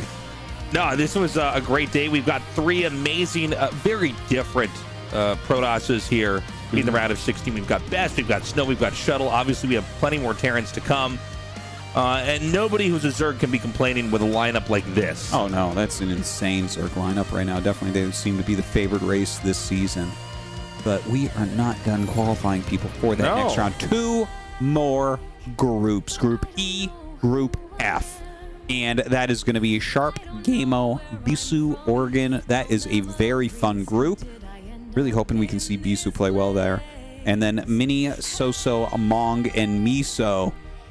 If Mini does not get out of that group, then something funny happened. Mini's going to get out of that group. He is going to get out of that group for sure. Mini's always a treat to cast. Yeah, he's very much on the cutting edge of Protoss. Yeah. So I think there's a very good chance we go right up to 5 Protoss for that round of 16, which is great. I think so, and those are like the 5 best Protoss you could ask for. Basically, yeah.